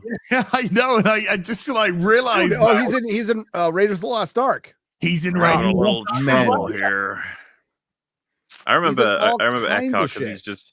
Eckhart's just so He unfortunate just in that passed movie away. where he's lined up to be shot by Jack Nicholson, isn't he? In Yeah. the opening. Mhm. Hey, Eckhart, think about the future. Where you spending your nights? Yeah. Yeah. Where you spending your nights? No, he was an American actor who lived in the UK, so he got a bunch of fucking roles for every time it got shot over there, and he just passed away. Like, I think 2005 actually. was it okay? Maybe that just to me. I'm old.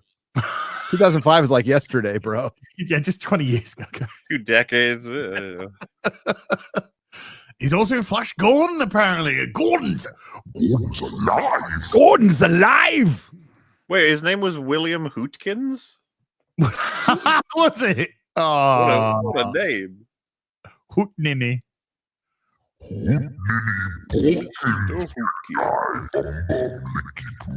He was in Flash Gordon, yeah. Gordon's alive. Oh God, but Brian Blessed's still kicking around nowadays Dude, as well. oh, I love that guy so much. He makes Famous, that a great- obviously, for the voice of Boss Nass in Star Wars. Yes. Yes, he was. He's in Doctor Who.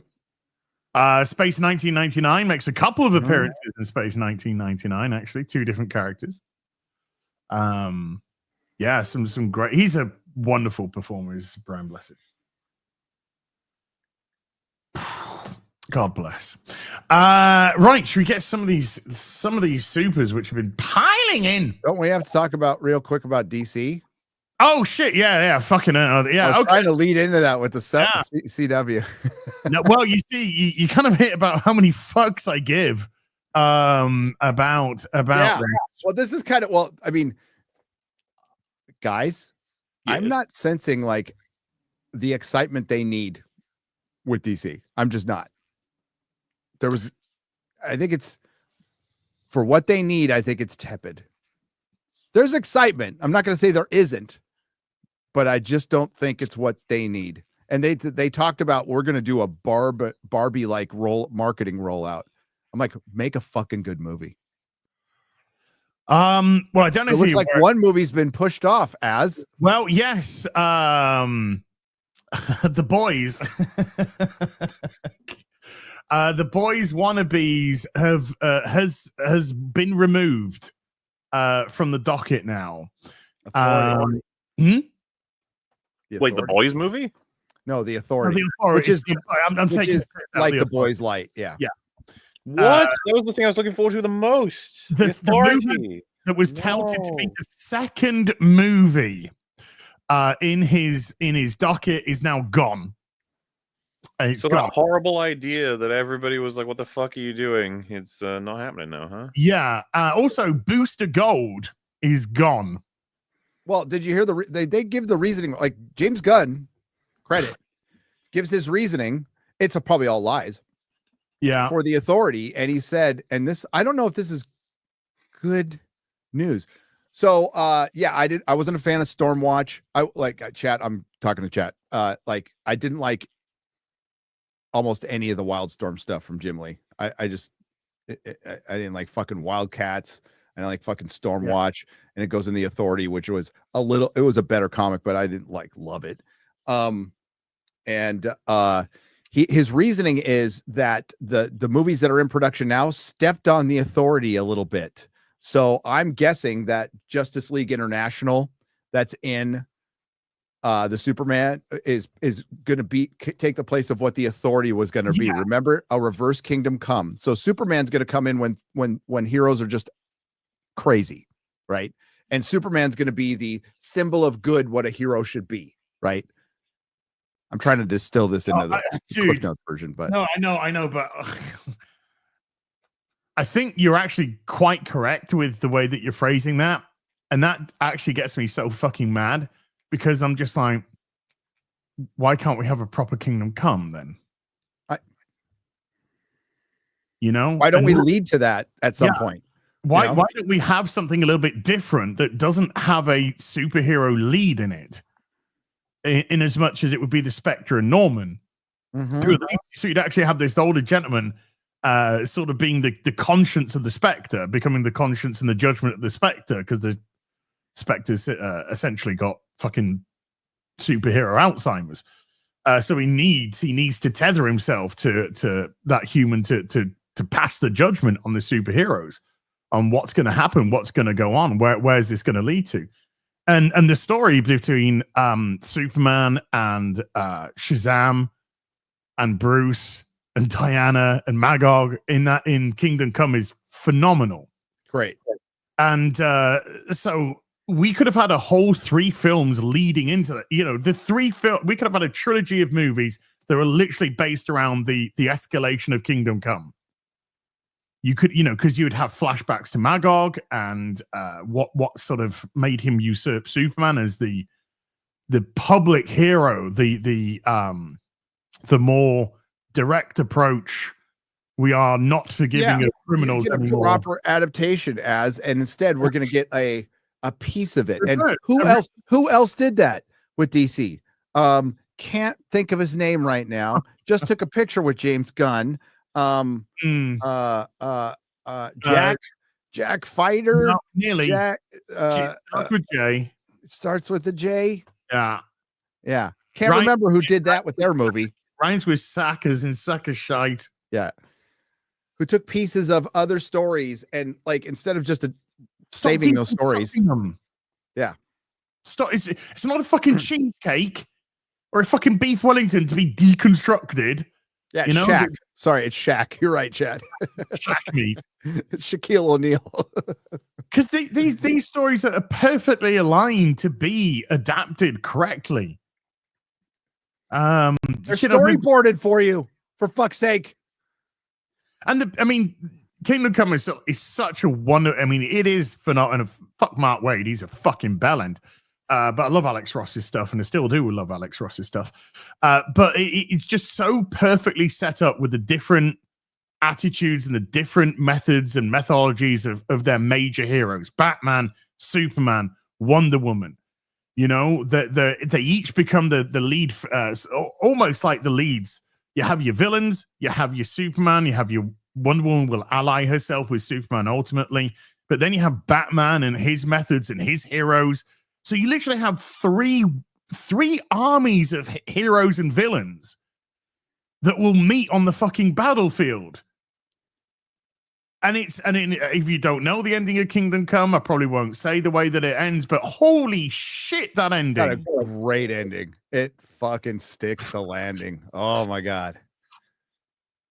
I give more credit to Alex Ross. I give way more credit to Alex Ross. I give way more credit to Alex Ross. So do I.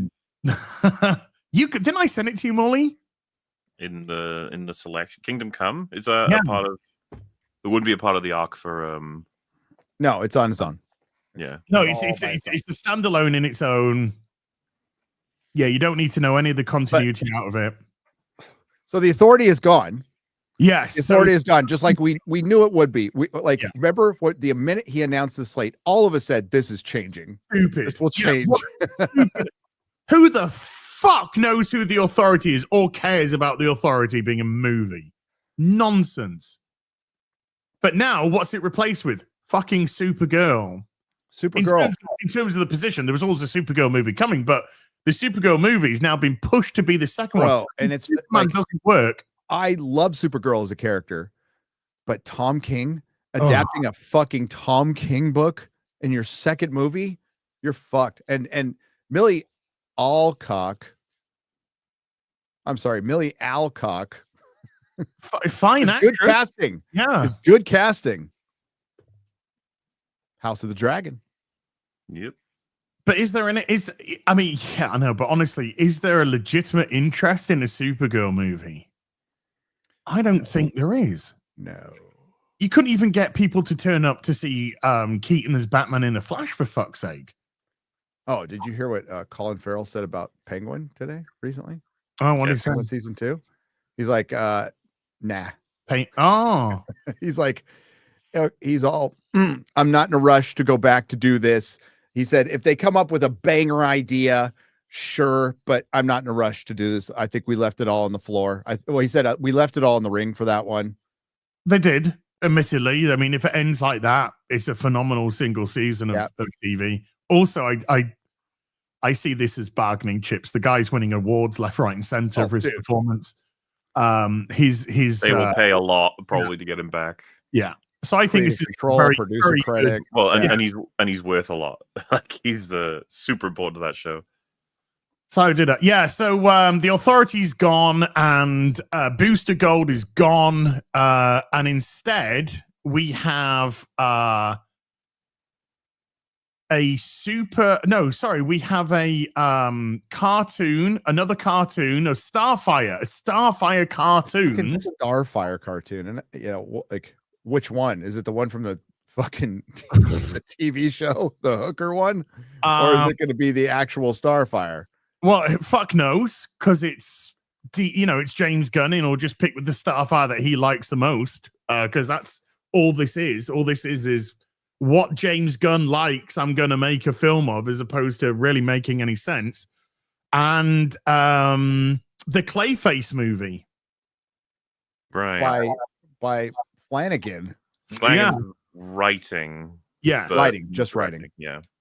Yeah, that's a random fucking choice. Very random. Really random choice. So if they make it for like $50 million, okay. I mean, that's whatever, Yeah.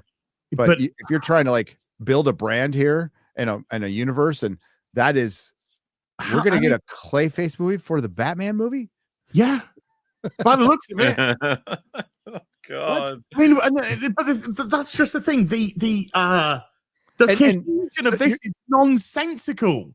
Dude, DC has had not a lot of luck lately, and they're just coming off of the big, like, they just fucking fumbled so hard with Joker, and that got made up immediately with the Penguin. The Penguin is like nothing but goodwill and word of mouth from this. You think they would fast track the Batman too? Well, that's just it. It's in Matt Reeves' universe, and that's the last thing that he fucking wanted. Yep. James, sweetheart, do you know what you need? You need to make a fucking Batman film. I am 100% convinced at this point that it wouldn't matter if Reeves' Batman was the best received, made $1 billion bajillion of all time. James Gunn would want it dead, kill it. Oh yeah, absolutely. I absolutely agree. Right on that one. And what'll be funny is Matt Reeves, as critical as I was of that Batman, it'll probably be better. I have more faith in the Batman 2 than James Gunn's controlled fucking DC universe at this point. Same. Agreed. Absolutely the same. The Superman trailer has not lit me on fire at all. The actual fact, the more I see of it, the worse shit starts to look, which isn't good. And the fact that he just can't seem to get the fact that, right, you put control of this in James Gunn's hand, and then what does he do? Oh, we got an 8-year plan, and this is our plan. And then before a single fucking film's come out, this is gone, this is gone, this is coming in. We kind of like this idea, so this is in. It just seems like already a fucking mess. We're doing a Superman film. We're rushing to Peacemaker season 2. Peacemaker season 2 comes out this year. That's such a random thing as well. I know. It's like it isn't going to be a sequel to the first season because you're sorry to interrupt you, but he killed the DCEU, got rid of Gal Gadot, got rid of fucking everybody, got rid of Henry Cavill. Yeah. But then you're still bringing in the Peacemaker, which is still connected to the last one. You're doing a fucking Clayface movie now. Your biggest hit, quite frankly, recently is the Penguin from the Matt Reeves. So you're back in the same fucking boat you were when you started. Don't forget the Waller series. Oh my God. Which is hey, Viola Davis, but it's in the old G20 is going to win her Academy Awards, dude, bro. I can't wait for that movie. That movie is circled on my fucking calendar. I cannot wait for Michael Obama, the film. I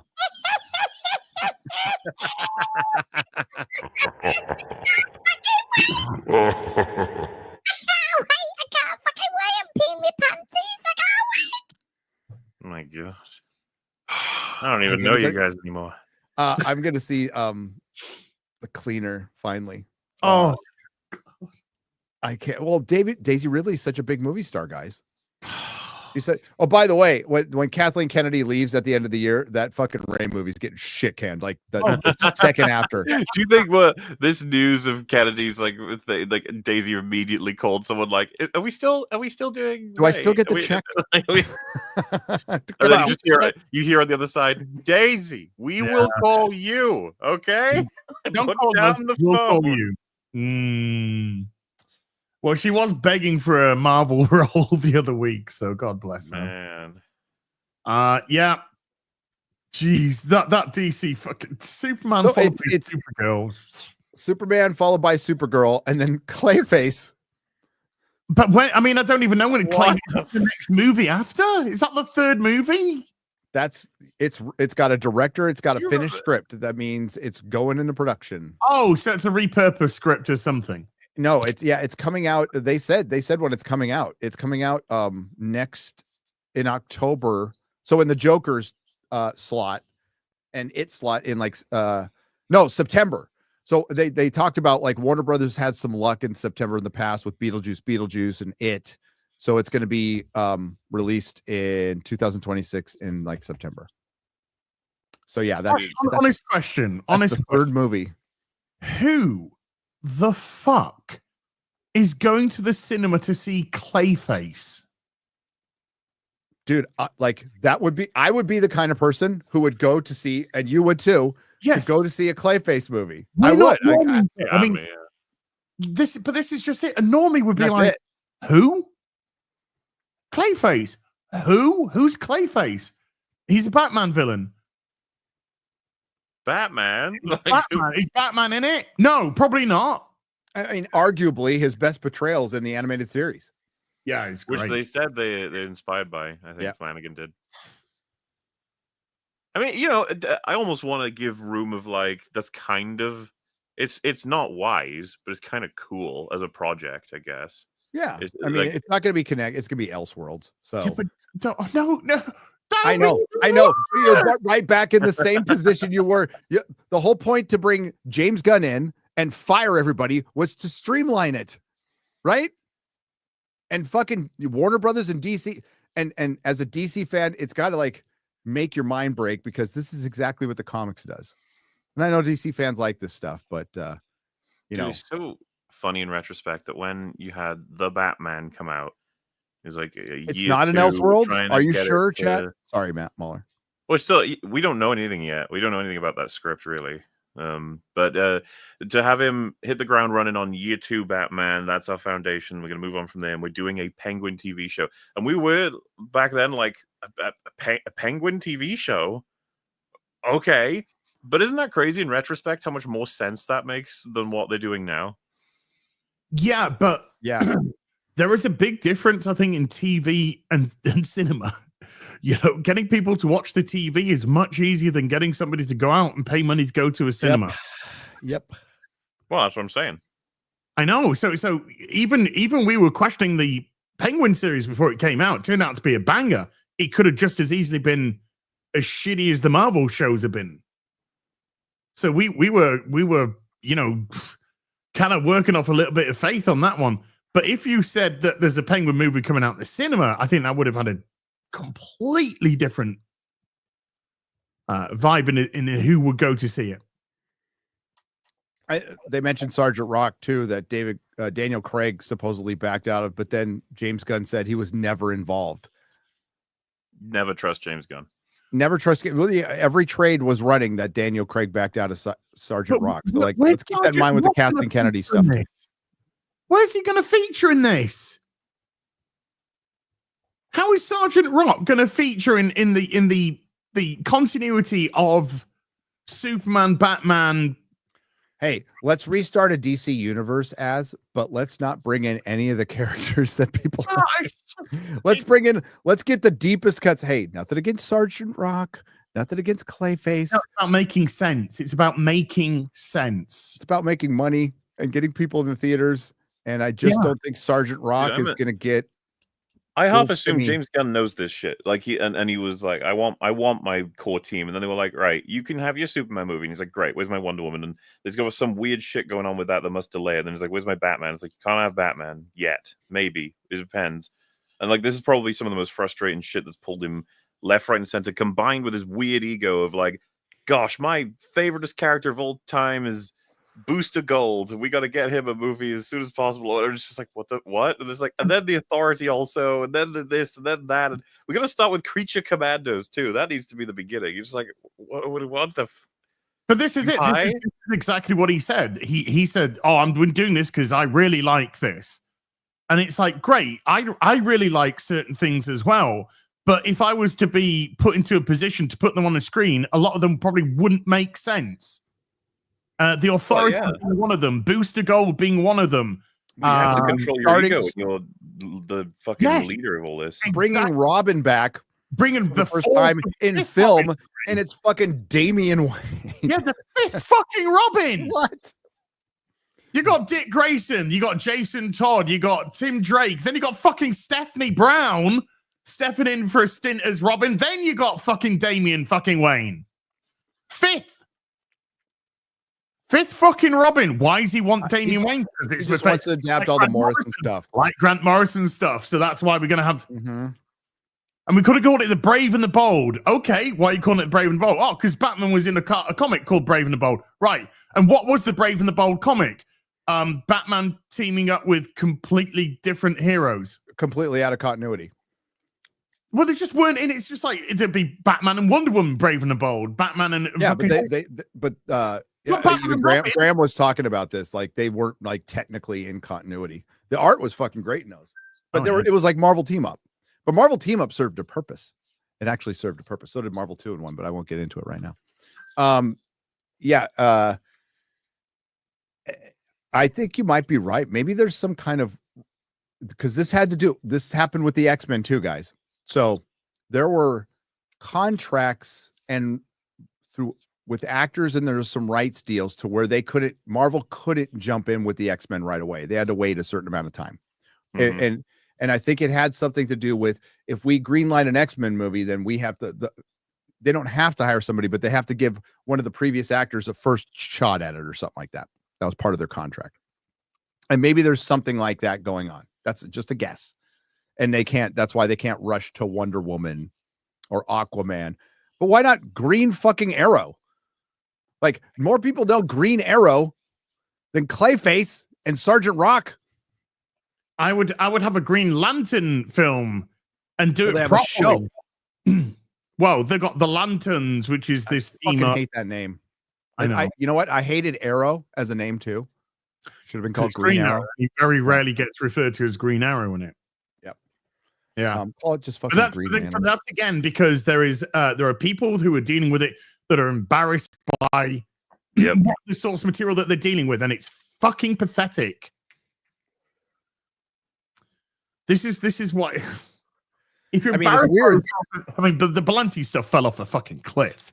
He hasn't even mentioned Flash or Green Arrow.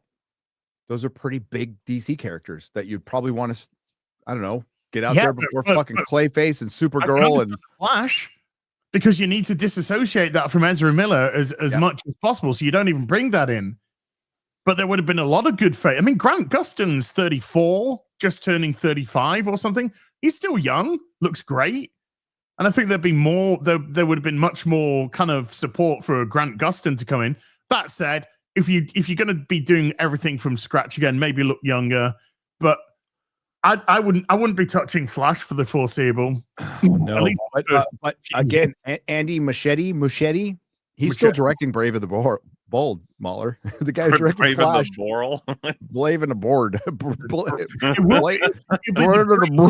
Cinema and the board.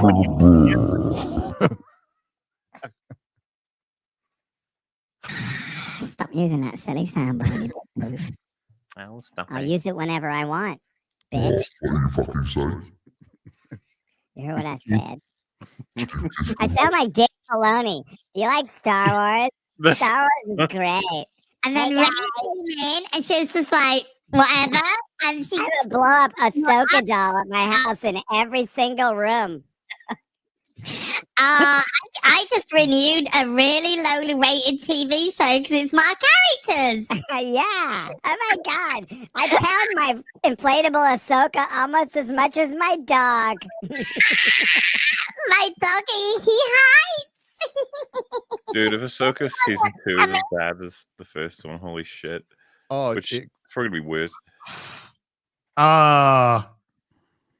God damn, that series was You know, Andor only needs to be like slightly good in order to benefit from all of the shit that's coming out around it. You know, like yeah. It looks a banger of the trailer. When I saw the dancing part, though, I'm like, ooh. Yeah, that was the only bit that kind of. Wait a minute. You liked the trailer, as? Yeah, I thought the trailer looked great. Man, what bizarre world are we in? I wasn't hugely fond of the trailer. Why did this the music choice was fucking retarded. I actually think mine was better. And R&B did a good one too. It worked for me as a trailer. The tone is off for me. That did make you think a little bit too much of the power of one, the power of two. When I saw that dancing, I was like, oh no. But it could work if it's some sort of elitist celebration of, pomp and circumstance. I could get that. Sure. And visually speaking, looks like there's going to be a lot of action, a lot of crazy events are happening. I'm most excited to see. It's going to be cool to see Ben Mendelsohn back. He looked great. He looked great. So what do you think about that release schedule? Remind me, what is it? Oh, so it's chapters. So there's 3 episodes, then there's a time jump. So they're going to release 3 episodes a week. Oh, okay.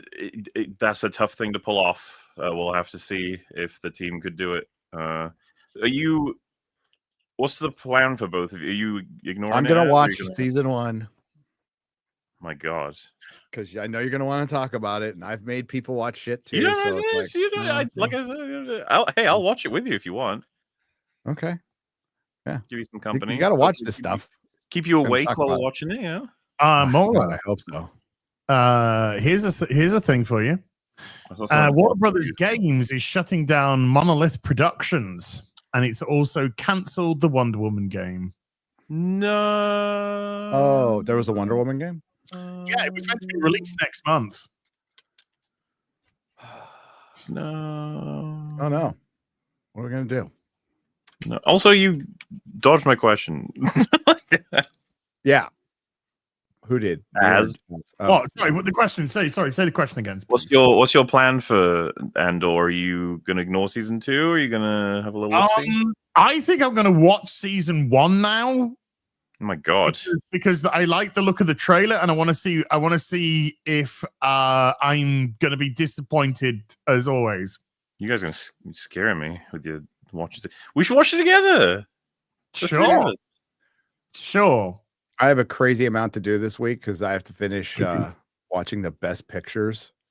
I gotta watch all of Daredevil. I'm watching Defend. Then I gotta watch all of Daredevil. Why are you watching the best? Why are you watching that? I just turn it to the Oscar screens and call Paulie racist. That's all I do.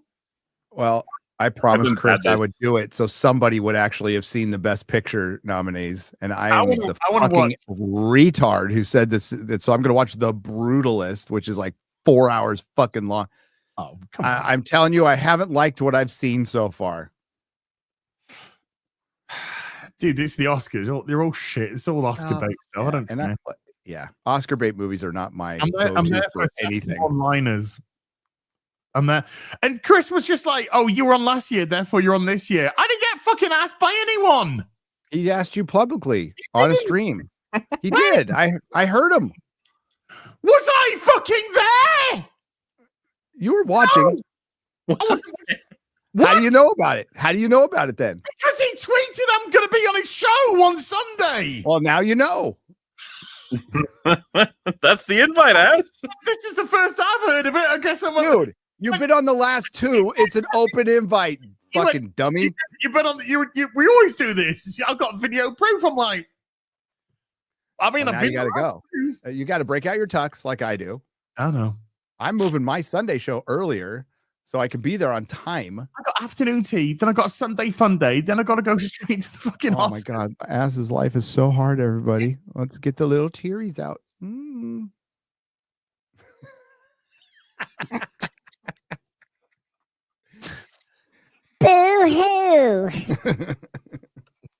What was fucking me for I am undone? My streaming battery is really low right now, guys. Yeah. I don't know. Dude, I was so excited last year. I was just there on the show, and I was just waiting for Paulie Latino Slant to come on so I could just say the line that I'd got, the line that I got ready, which is, oh, thank God, somebody who's more racist has just come on instead of me. Well, X-Ray Girl will be back too. You know the real low you thing you said? That reminds me of I can't remember if I read it or someone said it or something, but it was when we were covering Captain Falcon saying, "Hey, the Red Hulk box office is getting real low." That's oh God. Yeah. Did you see the facial expressions that Little Platoon was tweeting yesterday? I was fucking dying watching those. Oh my God. It's like, I've got another thumbnail. Thanks, Little Platoon. Thumbnail connection. Did you see the protein and jelly part of it? Yes. Okay. Well, I didn't see it. So I was on a 20-hour drive, Mahler. So I listened to EFAP from beginning to end. And that was a good one, by the way. That was a banger episode. Springy was losing his shit at the Harrison Ford hulking out at the con. Oh, the one I saw live? Yeah. Because I have video. He's fucking high as a kite. He is loaded. He is so fucking loaded. It's hilarious. Wait, I'm looking for. What are you showing us? Az, are you on mic? Say something. Yeah. I had to I had to run downstairs. Amazon's delivering my poop bags for Belle. Oh, thanks. Oh, yeah, okay, they're for Belle. Okay. For Belle. What do you think I do? Like, put them round the fucking toilet and then just shit into the bag? No, they're for when you're walking. You missed earlier. I went to a collectibles place in Wisconsin. Look, and I got these for like fucking $15, dude. Oh, nice. These are like the 75 blueprints and a technical manual. Good shit. Nice. Here's that headline. I'll present it, that Mahler put up on EFAP, and when I heard it, I almost drove off the road. It was so fucking funny. God.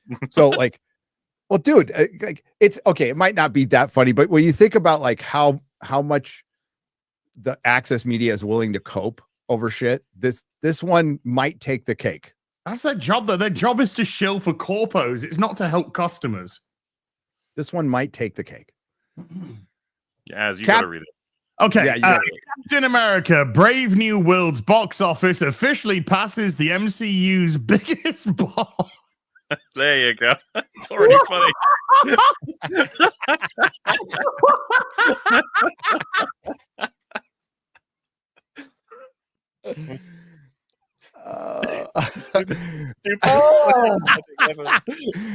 You got to read the first line in the article too. Entire gross in just 1 week. Marvel's Captain America Brave New World escapes the MCU's bottom spot at the box office, leaving the Marvel's total worldwide gross in the dust. That's all you need to read. And then it just recaps other movies. And it's a 2-paragraph article. It ends right there.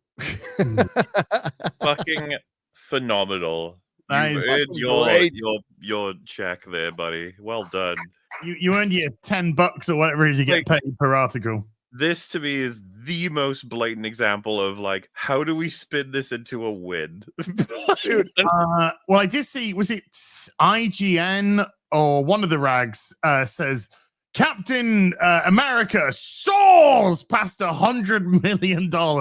Yes. Like, Well, as you guys pointed out on EFAP, the picture that they used is they just photoshopped Sam in front of fucking Cap. You can see him. He's right there. You can see his shield on the right. the picture. They just fucking It's the Avengers picture. it's behind you on your left. On your left. Oh, He God. gonna overtake you, sunshine. Oh, it's so funny. God bless the Access Media. That had to be AI, bro. Oh, I swear to God, the robots are going to get you for this. They'll be like, "We are not that cringe, Gary." Like, Yeah, I you know. have to do that. How dare you? I am offended as a robot. They are huffing some copium. Huffing that shit. Monday's box office numbers still not dropping yet. Still haven't dropped yet. Are you looking at the numbers? By the numbers? Babies. Hey, yeah, I'm looking at. I've got both the numbers and Box Office Mojo open. Box Office Mojo shit. I wouldn't even fucking go there. They're bad. I got them both. They used to be good. And then they got bought out. IMDb, which means Amazon. Amazon own them. Daily domestic chart for Monday. That's weird. It shows the monkey for me. It shows the monkey Paddington. It shows the monkey number 2, Paddington, Peru. Yeah, the Brave New World hasn't been. But it doesn't show Captain the America. monkey, Paddington, Heart Eyes so far, but no Captain America. Hey, monkey total gross 15 million now. Oh, I want to see Becoming Led Zeppelin. I need to see that. That's got a low budget as well, hasn't it? The monkey. Yeah. The monkey. I want to budget. It's low. It's 10 mil. 10 million is the budget on that. It's at 50. That was fucking Harrison Ford's weed bill. Now I know why he keeps crashing. What his gummies were. Yeah, he's fucking gummies, man. Dude, that must be an absolute fucking epidemic in Hollywood. I was listening to a great. I do love listening to Inside of You. I think it's a really good podcast. And they have listening to Inside of You. Okay, yeah. I think that's the joke. You know. So what's an epidemic? Gummies? Yeah. Well, Stephen Amell was on, and he was talking about when he was on Arrow and stuff like that, and he was just talking about how they would just literally be fucking chugging gummies and THC and. Yeah, basically it's just a function for half these people to function to be able to it's so bizarre. No, it's bizarre. So you're in the arts, and the only way you can get through this horrible job of pretending is to down a bunch of fucking gummies. Get through your day. What's going on? Alcohol and gummies. Yeah. Okie dokie. Okie dokie. It's great. It was great. Great podcast. That's the thing is the freedom part of me, the libertarians or libtardarians mostly, but I do believe that I think things should be legal. The problem is, I hate the government interfering with our lives and anything. As a sober person, I still hate that. But what do you do about people chugging gummies all day and you can't breathalyze them and they drive and they're definitely impaired? They're definitely impaired. As much as alcohol? No, but it depends on how many gummies you fucking down and how strong they are. And I think I don't know what you do about that. I don't know.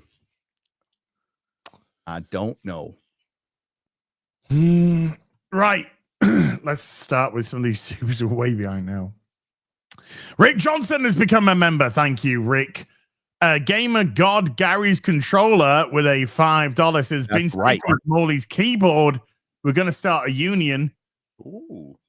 Gamer God's Gary's controller with another $5 super said, Gary, enough is enough. I can't take these 1,000-hour gaming sessions. Listen, I'm going to keep them coming. All right.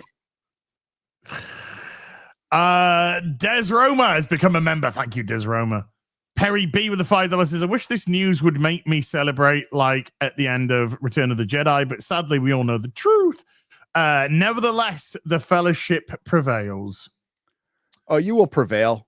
There'll be something better.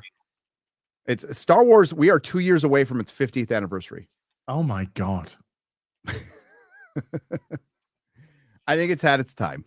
Oh, Time to move on. Oh, Time to make something different.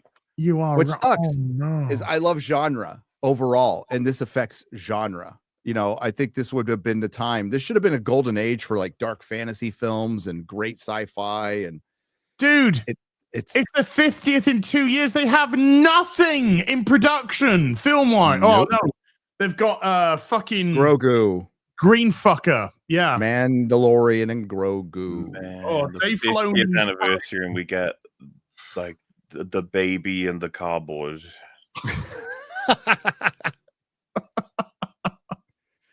Like Doctor Who, to their credit, when they cared, they had a 2-year lead up to their 50th anniversary.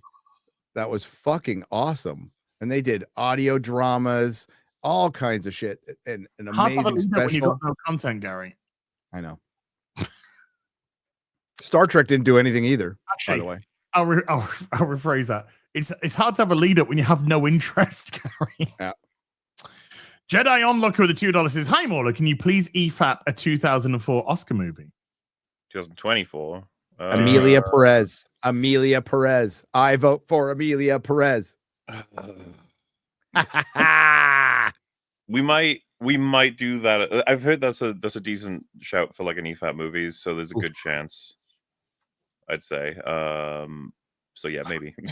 Razor Hammond with a $2 says, "First super chat. Any pulp character recommendations?" Oh, I mean, Raymond Chandler's. You gotta read his stuff. His Philip Marlowe stuff, fucking amazing. Yeah. But if you want to go like any Robert E. Howard, The Shadow. Yeah, Shadow's another good one. Yeah. Doc Savage. I was just pulling up some of the Marvel comics of that. It's good shit.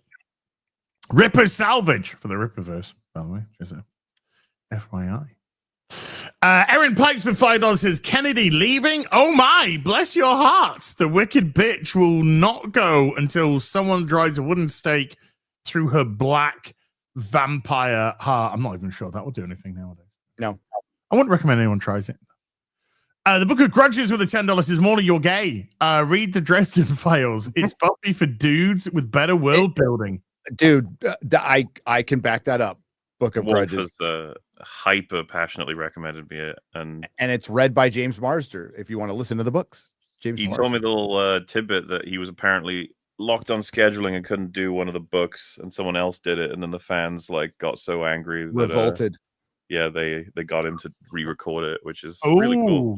Okay. Roy Dotrice did that before he died with the Feast for Crows because somebody else had done Feast for Crows. Yeah. No, Dresden Files are fucking awesome. Good shit. God, that would be such a good series. And they tried it, and I didn't hate the series, but it only lasted one season. Mikey Gustler with the $10 says, "Guys, check out the awesome poster for the 20th anniversary of Revenge of the Sith. It's awesome. Releases in theaters on April 25th. I'm buying tickets as soon as they go on sale. What about you guys?" Nope. I saw it at the cinema. Man, probably not. But let's have a look. 20th best of the prequels, though. Anniversary. It's the best of the prequels. Yes. I've said this before. It's a good memory of seeing it at the cinema with my dad because I was super hype, and my dad was a little confused because he's much more of an OT guy, so he was just vaguely following how this works. But I'll just always remember he was quite shocked when Count Dooku got executed because he was just like, "Jesus, okay."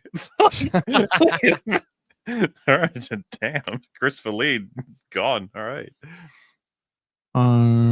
If this is the one, hold on, I'll pop Mikey down. If this is the one, otherwise there's like a shit ton of them. If that's the one you're talking about, but there's Ryan brought up there might be some good popcorn buckets out of this, though. Might get a Darth Vader popcorn. But I still don't care about Star Wars stuff. So that is the problem. NJ UK 84 with their 31 months says, "Hey boyos, Mauler, the EFAP when Homer becomes Mr. X features The Prisoner heavily in the third act. Lastly, the music in the Andor trailer blows. It is bizarre." Yeah, I think that was a miss on their part. And they need to be fucking careful with their marketing. Everything matters. Yep. Yeah, I think they're trying. Yeah. Scott Kerr with the $5 says, Gary, pick one. The others catalog is erased forever. Motorhead or Judas Priest? Ramones or Misfits? Iron Maiden or Megadeth? You're evil. You're fucking evil for asking me this. Okay, I'll keep this quick, and this is just gonna fucking hurt. Okay, it's just gonna hurt. Motorhead, Ramones, Iron Maiden. Yes, I would have gone. That is exactly the picks I would have gone. And that with. fucking hurts because, like, my two favorite punk rock bands are the Ramones and the Misfits. So. Mysterious Brown with the $10 says, I can't believe it's actually happening. I honestly thought the universe would die of heat death and DSP would still be there pitching a sub story about his cat to Kathleen Kennedy in her office. He needs that money to pay his bills. Come on, dude. Mikey Gusser with another 10 says, Mauler, there are 2 positive reviews for Captain America 4. One is from Cosmonaut, who says it's average. That doesn't sound positive. He wishes it was political, like the Falcon show. Second is Movie Bob, who gave it. Dude, that's when you know you're winning. Cosmonaut and Movie Bob together makes you a 6 out of 10. Dude, I saw some Movie Bob from like 2010, 2009 when he was doing like the Dude Bro. And that was based as fuck. And it was his piss take of a Dude Bro, but it was like fucking hilarious. Hey, I haven't seen that, I don't think. I saw your Movie Bob thing. Craig, Stuttering Craig, you got some explaining to do, brother. He was on Screw Attack. Movie Bob. Tracking his history is fucking difficult, but I don't know why anyone hires Movie Bob. He was part of some network or something like that. Yeah, maybe it was after Stuttering Craig though, because I know he sold it, but still. Tenno with a $2 says, guess Kathleen Kennedy won't get that win. No. Dr. Schlurpo has been a member for 9. Thank you, Dr. Schlurpo. Hey, she got the win. She destroyed that woman came in and destroyed a man's work. Yeah. I'm not about to let a woman take credit for a man's. Dude, the idea that she's like, hey, you kick me out of here, I'll burn it all down. It's like, it's already burning. Yes. It's literal ashes now. So Noons gifting up 50 earlier. Noons, thank you so much indeed. Curtis D of Montana has been a member for 16. Nathan Cassidy with a $5 says, remember, chat, Kathleen Kennedy's legacy is put a chick in it and make it lame and gay. Yes. And he was on Escape. That meme.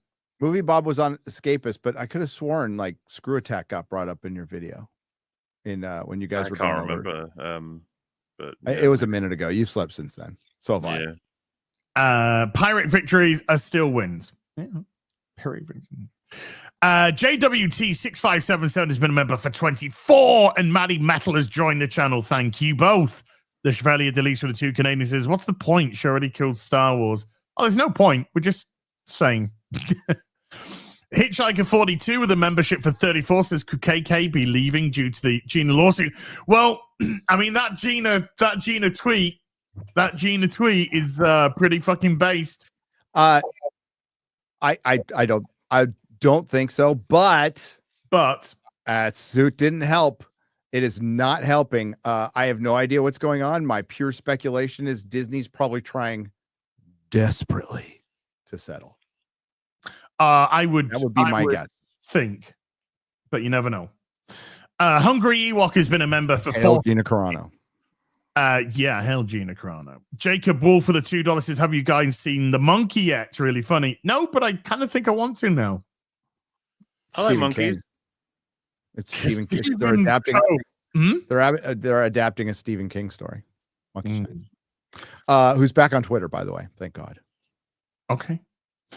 Stephen Cole with £10 says, all right, lads, fellow Yorkshireman, although North Yorkshire don't hold that against me as no, dude, I lived in North Yorkshire for a long time.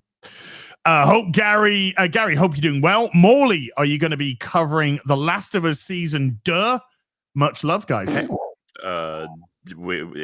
I'm very curious when they're going to be golfing. So yeah, probably in some way, shape, or form. Yeah. He's going to be in so many flashbacks in this season. If they do kill him at the beginning, he's going to be so many flashbacks. Dude, imagine it's like 1-to-1. Ooh. Reno And the they Turk. Sorry. They wanted to do 3 seasons, right? Yeah. 4 now, isn't it? I thought that was the last word on it. Oh. Okay. Good luck. With Bella Ramsey, is that her name? Yeah. She yeah. No, they really grew into their face.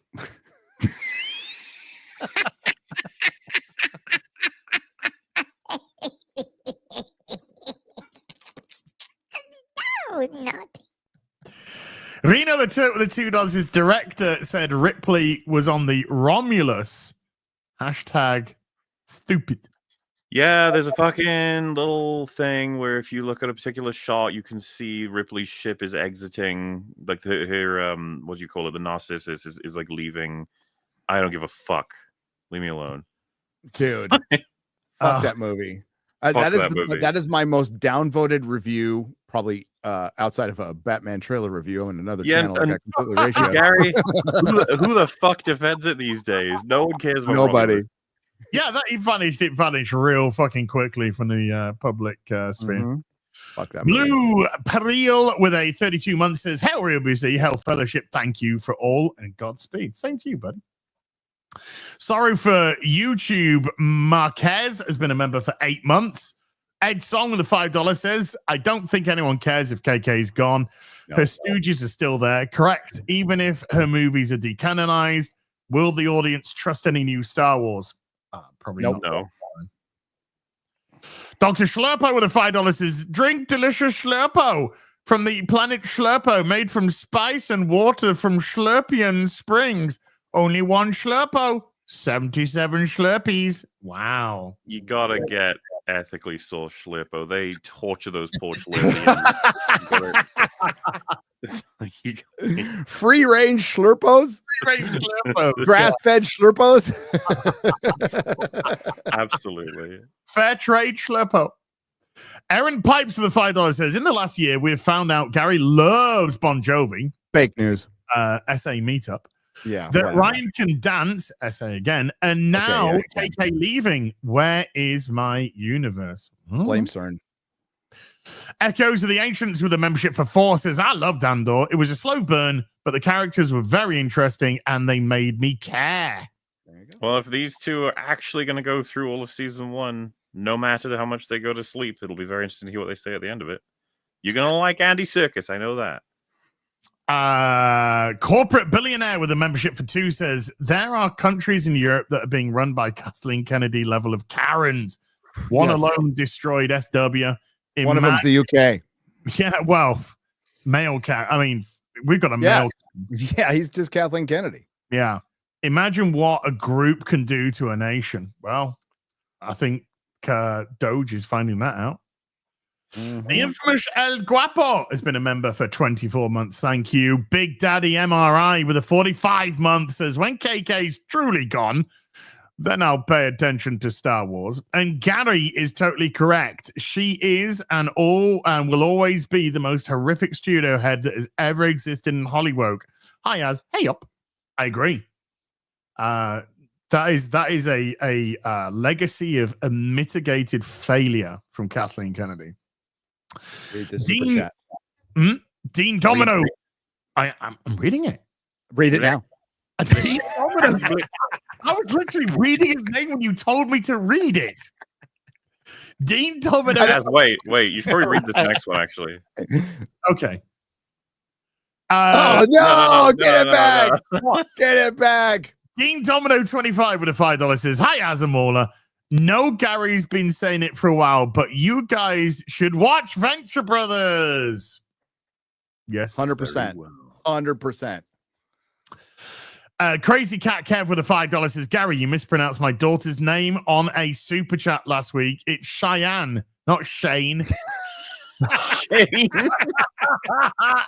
She looked at me like it was my fault. It was your fault. Name fucking.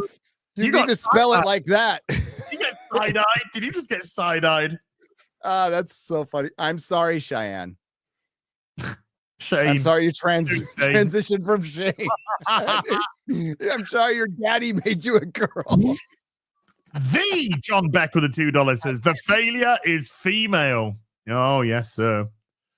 My Tigger with Oh my.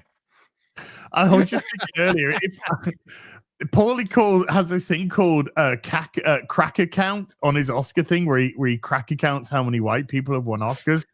And I was thinking of what's another number for name for count, and it was like number. And I thought, what alliteration could I have for? Oh, okay, maybe we won't do that.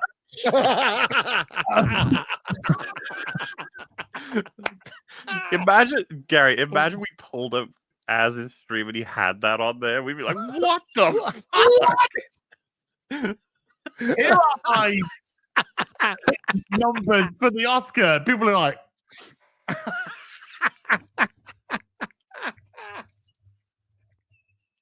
Somebody get him on the phone now.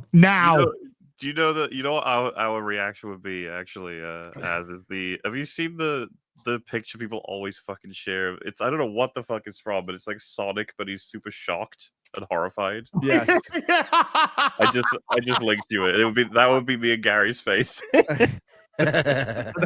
Yeah. It's such a funny thing. My Tigger with a $5. Will you, as a mauler, be playing the Toxic Commando game by John Carpenter if it ever comes out? I have no idea. Maybe, yeah. Yeah. But sure. 28. Oh, Monster Hunter Wilds on the 28th. Mm-hmm. Ed Song with a $5 says, if they made a spin-off of Just the Recruiter, just hating on the pause, I would definitely want to play Gothic Escapades. No growth arc, please. He definitely had a kink. Kuhaku with a membership for 15 says, hello, you lovely gents. I'm currently on a fast track watch of the Netflix Marvel shows to caught up for Born Again, hoping it's great. Oh man, it's like going to you're going to be ending on Defenders, so you're going to be ending on a low note. Stavo Shivanchev with a 2 Bagnons. It's like me pronouncing a name. What the hell? Shade with a 2. Mauler tagged you in a tweet of a Longman render. Longman render, you say? Mauler tagged you in a tweet of a Longman render. There you go. I will try and have a little look-see. A. Marcellus with a $20 says Kathleen retiring means nothing unless there is some magical being out there that can reverse time and prevent Lucas from selling the damage he's done. Sure, you can always recast Luke, Han, and Leia and do Lucas treatments. Too late. Oh, it's too late, all right. I don't think it's changing as well. So there's that. Outraz with a $5 says, hail the real BBC. Hey guys, I think it would be fun if y'all checked out the cutscenes for Ultimate Alliance just to compare them compare them with the MCU, I guess. Cheers. I just saw from Jeremy. Apparently, John Lithgow has confirmed he's going to be Albus Dumbledore in the Harry Potter TV show. And apparently, he's quoted saying, "It's not an easy decision because it's going to define me for the last chapter of my life." It's just like, oh, he is old. No, yeah, he's being realistic. He said there'll be the rap party. He'll be 87 if he makes it. Yeah, he's 77 now. Yeah. I think he'll make it. It's not like they've recast him before. So I mean, I hope John Lithgow lives forever, and I wish they would have gotten a British guy, but that's not a terrible choice at all. I think it's a good sign for the show, and it's also the same article that had Black Snape said that another guy was going to play Dumbledore, so maybe that one's full of shit. I think Black Snape fucking deal breaker. That is. Well, I think they're trying. I think some people are trying to wish things, or at least put it out there. Yeah, agents. Yes, they do that in effort to influence decision making. I'm not bothered that Lithgow isn't British. Brits are doing American roles all over the place. As long as they do them well, I'm okay with that. And John Lithgow is GOAT. Fucking great actor. So, that's good. I think it's a really solid choice. Minister of Wrong Thing with the $2 says phase 4 climaxed quicker than as. Ain't that the truth? Empty headed with a 7 month says phase 4, even if dead, if a buck could be made. They tried, but they lost. Still don't know what. I still have no idea what it was about. Yeah. Minister, it was about, do you know there's a multiverse? Yeah. There's a multiverse. We know. There's We'll be in the still a next phase. multiverse. We get it. It's a multiverse. I know. Hey, did you know there's a multiverse? There's a guy named Kang. He's pretty easily defeated. Yeah. Really an inconvenience. that guy, I remember. It's a bit like Kylo Ren. Minister of Wrong Thing with a $5. Put yourself in Kojima's shoes. He wants to know why the fuck his home country was randomly made the main villain, main enemy of the US. I know. And it was a pander to fucking China. Yeah, and the movie failed in China. They wanted to pander to China. Who hates Japan? China. Yeah. They probably wanted China to be the villain, but they're pussies. So there's also that. Rob was talking like, everybody's always making a better money, and he's right. It should have been Namor and the Wakandans fighting over it, because now the Wakandans have, the Wakandans controlled vibranium, and now they've found a metal that's stronger. So it would probably be in their interest to make sure the rest of the world doesn't get it, because Wakanda can just operate with impunity in every nation. They made that very clear in Falcon and the Winter Soldier. So, quick question: how can bullets bounce off the Hulk from a modern Apache, but Falcon's knives get in there? Vibranium. But how do we know the vibranium knives? Isn't he only meant to have vibranium wings? It's vibranium. Well, the knives, which were not stated, apparently are vibranium in the beginning with the Serpent Society. The wings are vibranium, and it's the wings that cut them. Yeah, the wings shoot out like little, at the end, but that's from the wings. Okay. So and like Hulk can get cut, but he heals really fast. And he's supposed to get bigger and angrier. Yeah, and is like, but that's not the Hulk. That's Red Hulk. Fake. Red Hulk has like a fire aura as well, doesn't he? Burns stuff around him. At least he does in the movie. I fucking hate the character. Just gamma ray. Anyway, just eat some gamma radiation, you'll turn into one. That's what the film told me anyway. Majin with a Imagine. Boom! I got it. Woo! I worked it out. Imagine.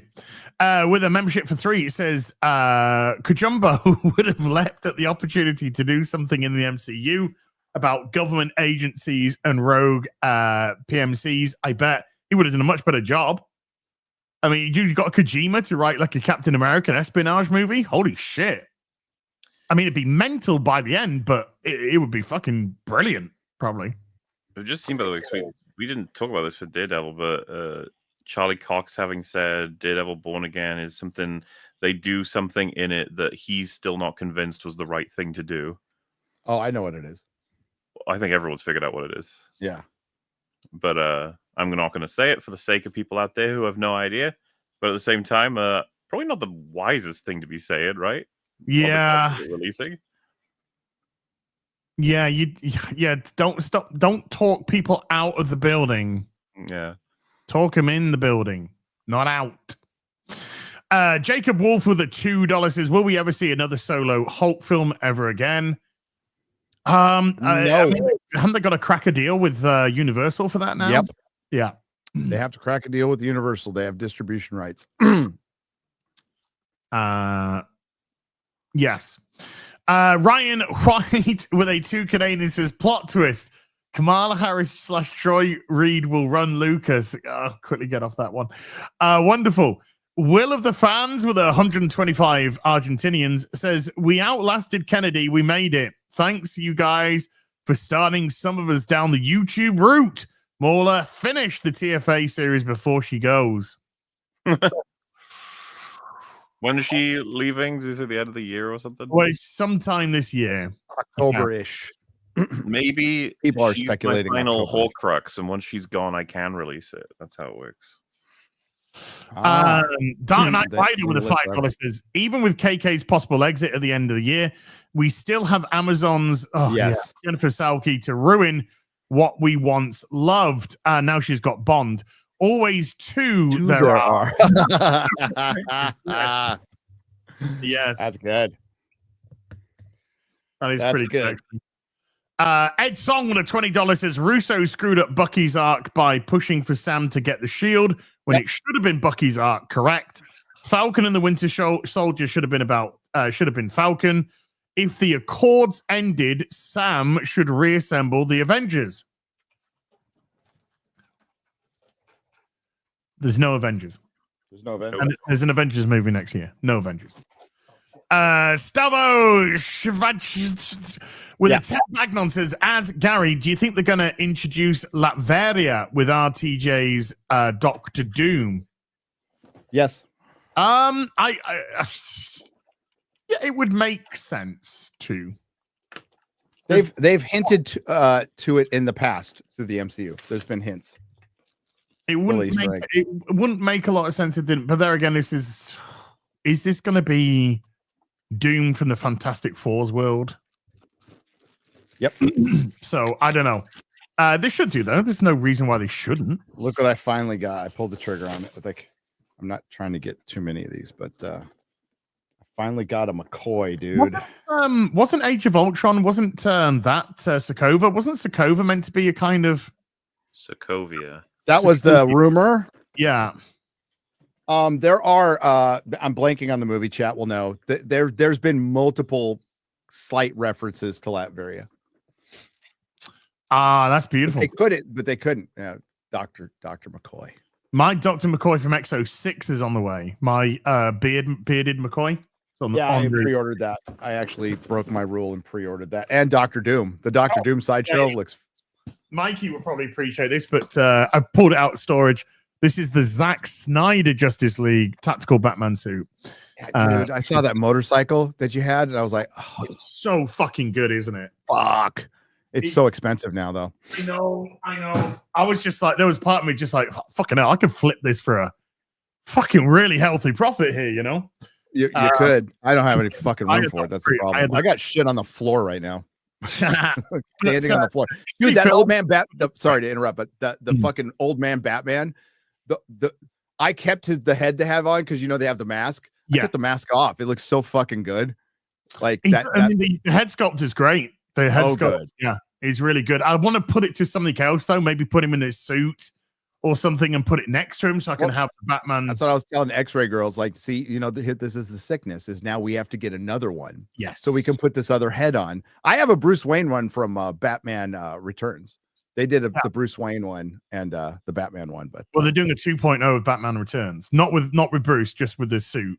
They're redoing the suit. Yeah, so I'm doing because I've already got the 2.0 89 as well. That's so good. Good shit. I don't know if I read this one out. Sorry. Ty Robs 89 with a $5 says, "Hey Gary, I was looking for Daredevil comics and I found issue 194 to 242 for $60. I know it's right after Frank Miller, but is that good?" It's good. Yeah. I mean, they have to be in very fine up to be $60. Otherwise, those comics should be $3 or $4 each. But if they're like in primo condition, that's a good price. They're still good. Yes. Post Frank Miller is still good. Still very good. Samuel Perez with a $5 says, "Hey, thanks, Gary, for your suggestions. My daughter loves the Teen Titans comic that we picked up our first time in a comic store, and she loved it. Excellent. Fantastic." Nathan Cassidy with a $10 says, "Best case scenario for Daredevil is Marvel's version of Andor. It turns off initial people due to boredom with the first few episodes, but rallies at the end, much to the joy of those that stuck with it." I'm sticking with it all the way through. Well, I'll see it through as well.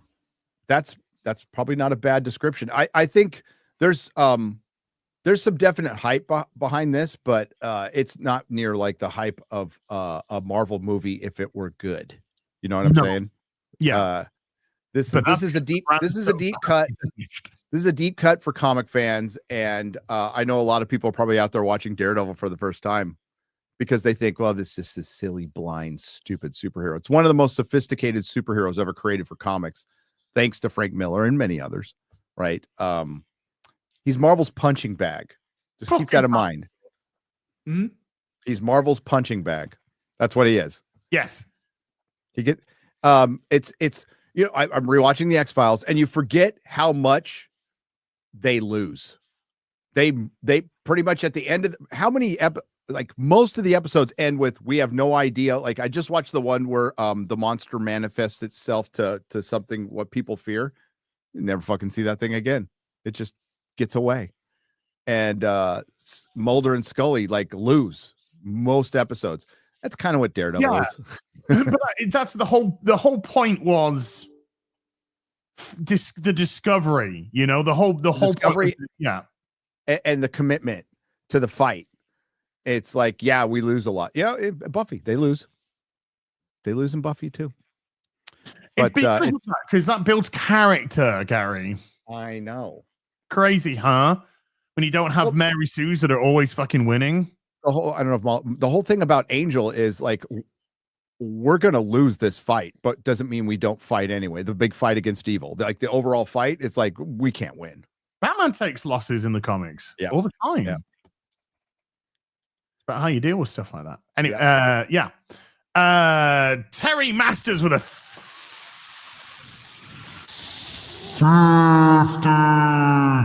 Wow. That built up. Hey, Gary, sorry for being a nerdy. No need to apologize. Nerd. Nerd. Hey, look, Soundwave. What a nerd. Look at the nerd Soundwave. Nerd. Right, hold on. Oh, that's pretty good. Dude, there's Vincent D'Onofrio Kingpin right there. See? Yes. I see him. But the 80s comics were also called Secret Wars with an S. The mid-2000s series with Spidey and Cap doing a secret mission for S.H.I.E.L.D. was Secret War with no S.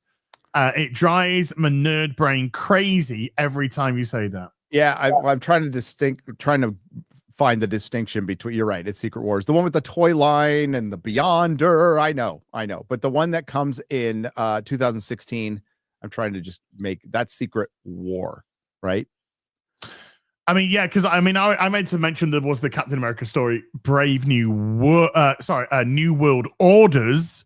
I get shit wrong all the time. A Brubaker one, and I thought maybe they were using New World Order as a potential reference to that when they initially called it that, but then they went, you can't call it New World Order. That's very anti-Semitic, and everyone, I know. This is where we were on Brave New World. We were on FNT, and they're like, the New World Order means Jews run the world. And I was like, that's a better Captain America title. Captain America, Jews run the world. I'd watch that. God of Gravy. I got a Secret Wars action. I got tons of them right there. But who did it now? It was Gentle Giant did the reproductions of the Secret Wars action figures and the DC superhero you could see. Oh yeah. Those are fucking rad. They're so good. Got a Grave with a £10 says, as I'm deeply saddened to have missed you on FNT. Yeah, Secret War was written by Bendis. You're right. 2005. Sorry. I did 2 FNTs in a row, 2 weeks in a row. I remember Secret War. Secret War was actually pretty good by Bendis, where it was a secret war. I'm just going to keep interrupting you. I'm talking to the chat. It's just that the Secret War kind of stops and then it starts again. Well, I'm responding to the chat, which is delayed a little bit, you know. So I'm waiting. Yeah, Secret War with Bendis was pretty good, where they all kind of go undercover. Yeah. Okay. I'm deeply saddened to have missed you on FNT. Missed you like Iger missed the chance to fire Kennedy. You stepped down. For fuck's sake, Bob. Was it not enough for you that Pearl Harbor sucked? And I miss you. We are up against the clock, so I'm going to cherry pick some supers now, and I will do a super chat square up on Sunday. So if you don't get it read out today, sincere apologies. Many thanks for super chat. We've got 120 25 supers here. But you would definitely read it out on Sunday if you don't get it read now. Got a gravy again with a 20 pounds. There's more up. There's a video essay I've been watching that might be good EFAT material, revisiting Joel Schumacher's Batman. It's all over the place. Some good, some nonsense. It's an hour because it covers Forever and Batman and Robin. Okay, but how do I find it? YouTube, I guess. And what's it called? YouTube. You just put stuff. All right. Yeah, you might want to, say what it's called. Got a gravy. Check the chat, see if he answers that. Remington PRD with a $20 says, Gary, as you're in the Smile universe, monsters will destroy your collectibles. Only way to destroy it is to watch modern Doctor Who and Star Wars. If you refuse, the creature will go up your ass instead of your mouth. What do you do? I'll just watch modern Doctor Who and Star Wars again. Oh, I'll just buy a packet of cigarettes and wait.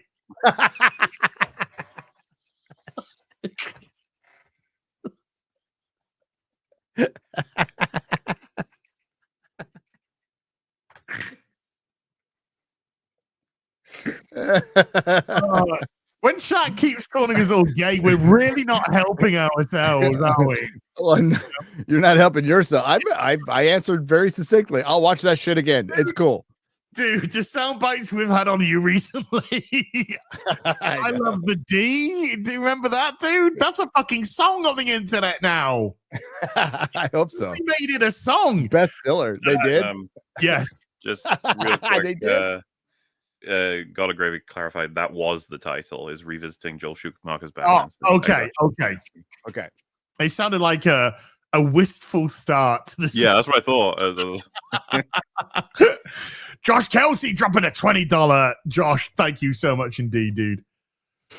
Nick Gard with a $20 says, Gary, is tomorrow the 7th year anniversary of the Nooner? Keeping in mind, I don't have a math Asian at hand, so I don't know for sure. I'll have to go back and look, but it's possible. That's my longest running live stream for sure. Well, no, FNT and more other forms is longer. Why? I just pulled up this video. It is an hour, like he said. Yeah. There's a 60-minute chapter called Queerness. Well, Joel Schumacher was an openly gay director.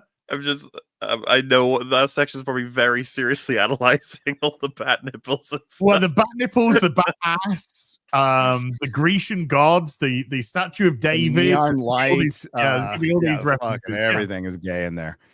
7 years. Joel Schumacher was gay. 7 years of the Nooner. It might be because the Nooner was my attempt. I just wanted to do my first solo live stream. So I'm like, I don't know if I can do a solo live stream, so I'll try it. It's been 7 fucking years. Holy shit. Dude, I'm seeing I'm just looking now. I still don't know if I can pull it off. To see when we did the first real BBC together. Where's X-Ray Girl? She's watching Daredevil in my media room. That's what somebody was saying. Okay. Yeah. The last, it's been, yeah, we need to number these. We need to start numbering these. We need a full track on the history of Real BBC from the start to the change in hosts each time. It'd be interesting. I think our first one together was July 21st, 2020. That'd be you two? That was with Gary and me. I did do a stream on my own, Real BBC stream, and then Gary was just like, dude, I just saw you like chatting and bagging and boarding comics and stuff and chatting. And I was just like, yeah. And I called it Real BBC because bagging, boarding, and chatting. He's like, oh. And then he said, can I just come on and do that with you? I've got shitloads to bag and board. So I was like, yeah, you can do that. Totally not how I fucking remember this story at all. Wait, what's your version of this? What's your version? That you came to me? You're like, I've got this show. I can't remember. Right. No, you're confusing that with something else, which I don't think you want me to discuss live on stream. From 2020? Our doll show? That we had a kind of discussion about the show a little bit after you joined the show. And I think that's what you're possibly alluding to. Maybe.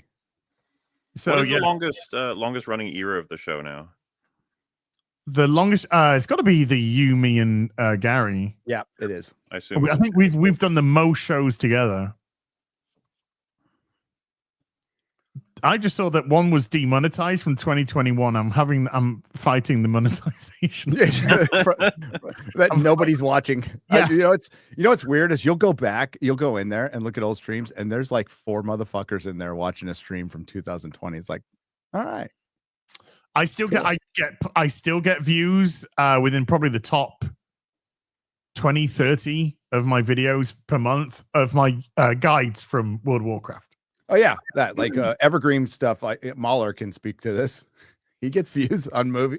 It's super interesting to track, like, you know, the announcement of any given like Jurassic thing. There'll be an uptick in my Jurassic World Fallen Kingdom video, or something to do with like the one that's most watched right now for my channel is the Doc Strange video. I'm not sure if that connects to anything in particular, but yeah, like, you know, they all get bumped here and there. Obviously, once Star Wars releases a film that someone watches again, like it'll the Star Wars videos will rise up again, sort of thing.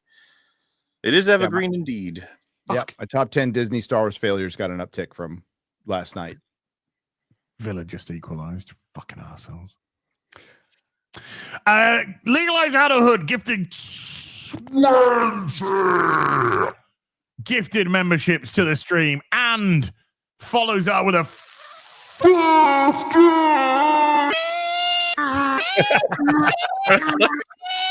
my god. $. Is she straight or is she queer? Kathleen Kennedy's sexuality status is clear. Dude, you have to make a different version of that if she actually leaves. Yeah. Yes. Finally, it will be clear. Yes. I will do that. Fuck off. I will screens for the bankers as dances to Talking Heads once in a lifetime. Good and nice. Singing Same As It Ever Was. Same As It Ever Was. Lucasfilm. Same As It Ever Was. Yahaha. And the rest I will do on a super chat square up for Sunday. Gentlefolk Mauler. Got anything going on before we leave? I'm not even 100% sure of what EFAB will be on Saturday, but I think we might end up talking about all of the things that have been said about all the DC projects, which is like fucking 20 of them in terms of like, you know, there's like passing statements and stuff, but I'd be curious to cover it all and just talk about how much James Gunn has fumbled everything pretty much. This might be the worst marketing ever done for a Superman movie. We're in some trouble. I think that's fair enough. Yeah, I think that's fair. And maybe we watch a Falcon video because there's 3 different ones I've got many people saying we need to check out. So I'll have to go and have a look-see. Is one of them Movie Bob's? Does he have a video? That is one of the ones I need to apparently see. But the thing is, you know, there's like sometimes they're boring in terms of their cringe. You know, there's a particular kind of like you gotta try and fine tune it. Like, I don't know if I ever told you guys, but like we once covered a video of a guy admitting that he was in love with Skyrim, and falling out of love with Skyrim felt to him like the game had cheated on him and found love with someone else, and that he could never quite rekindle that love with Skyrim ever again. And that you just never know what you're gonna find on the internet. What can I say? What did Skyrim do to him?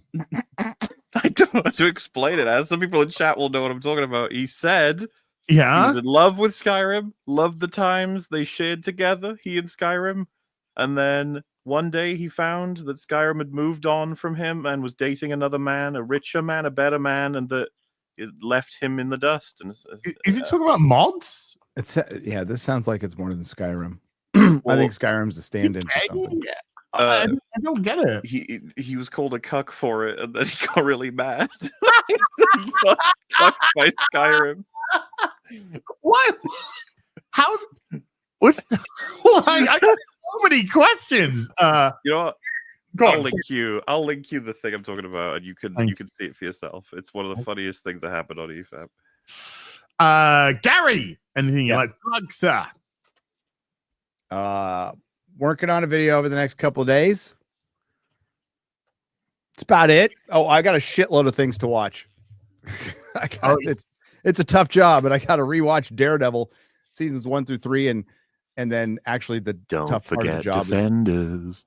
I'm going to forget Defenders, even though here's a hint. I shouldn't. What? Goal was ruled out. It's still 1-0 Palace. Oh, that's why you need to go today. No. No, it's on the. I'll speak to you after the stream.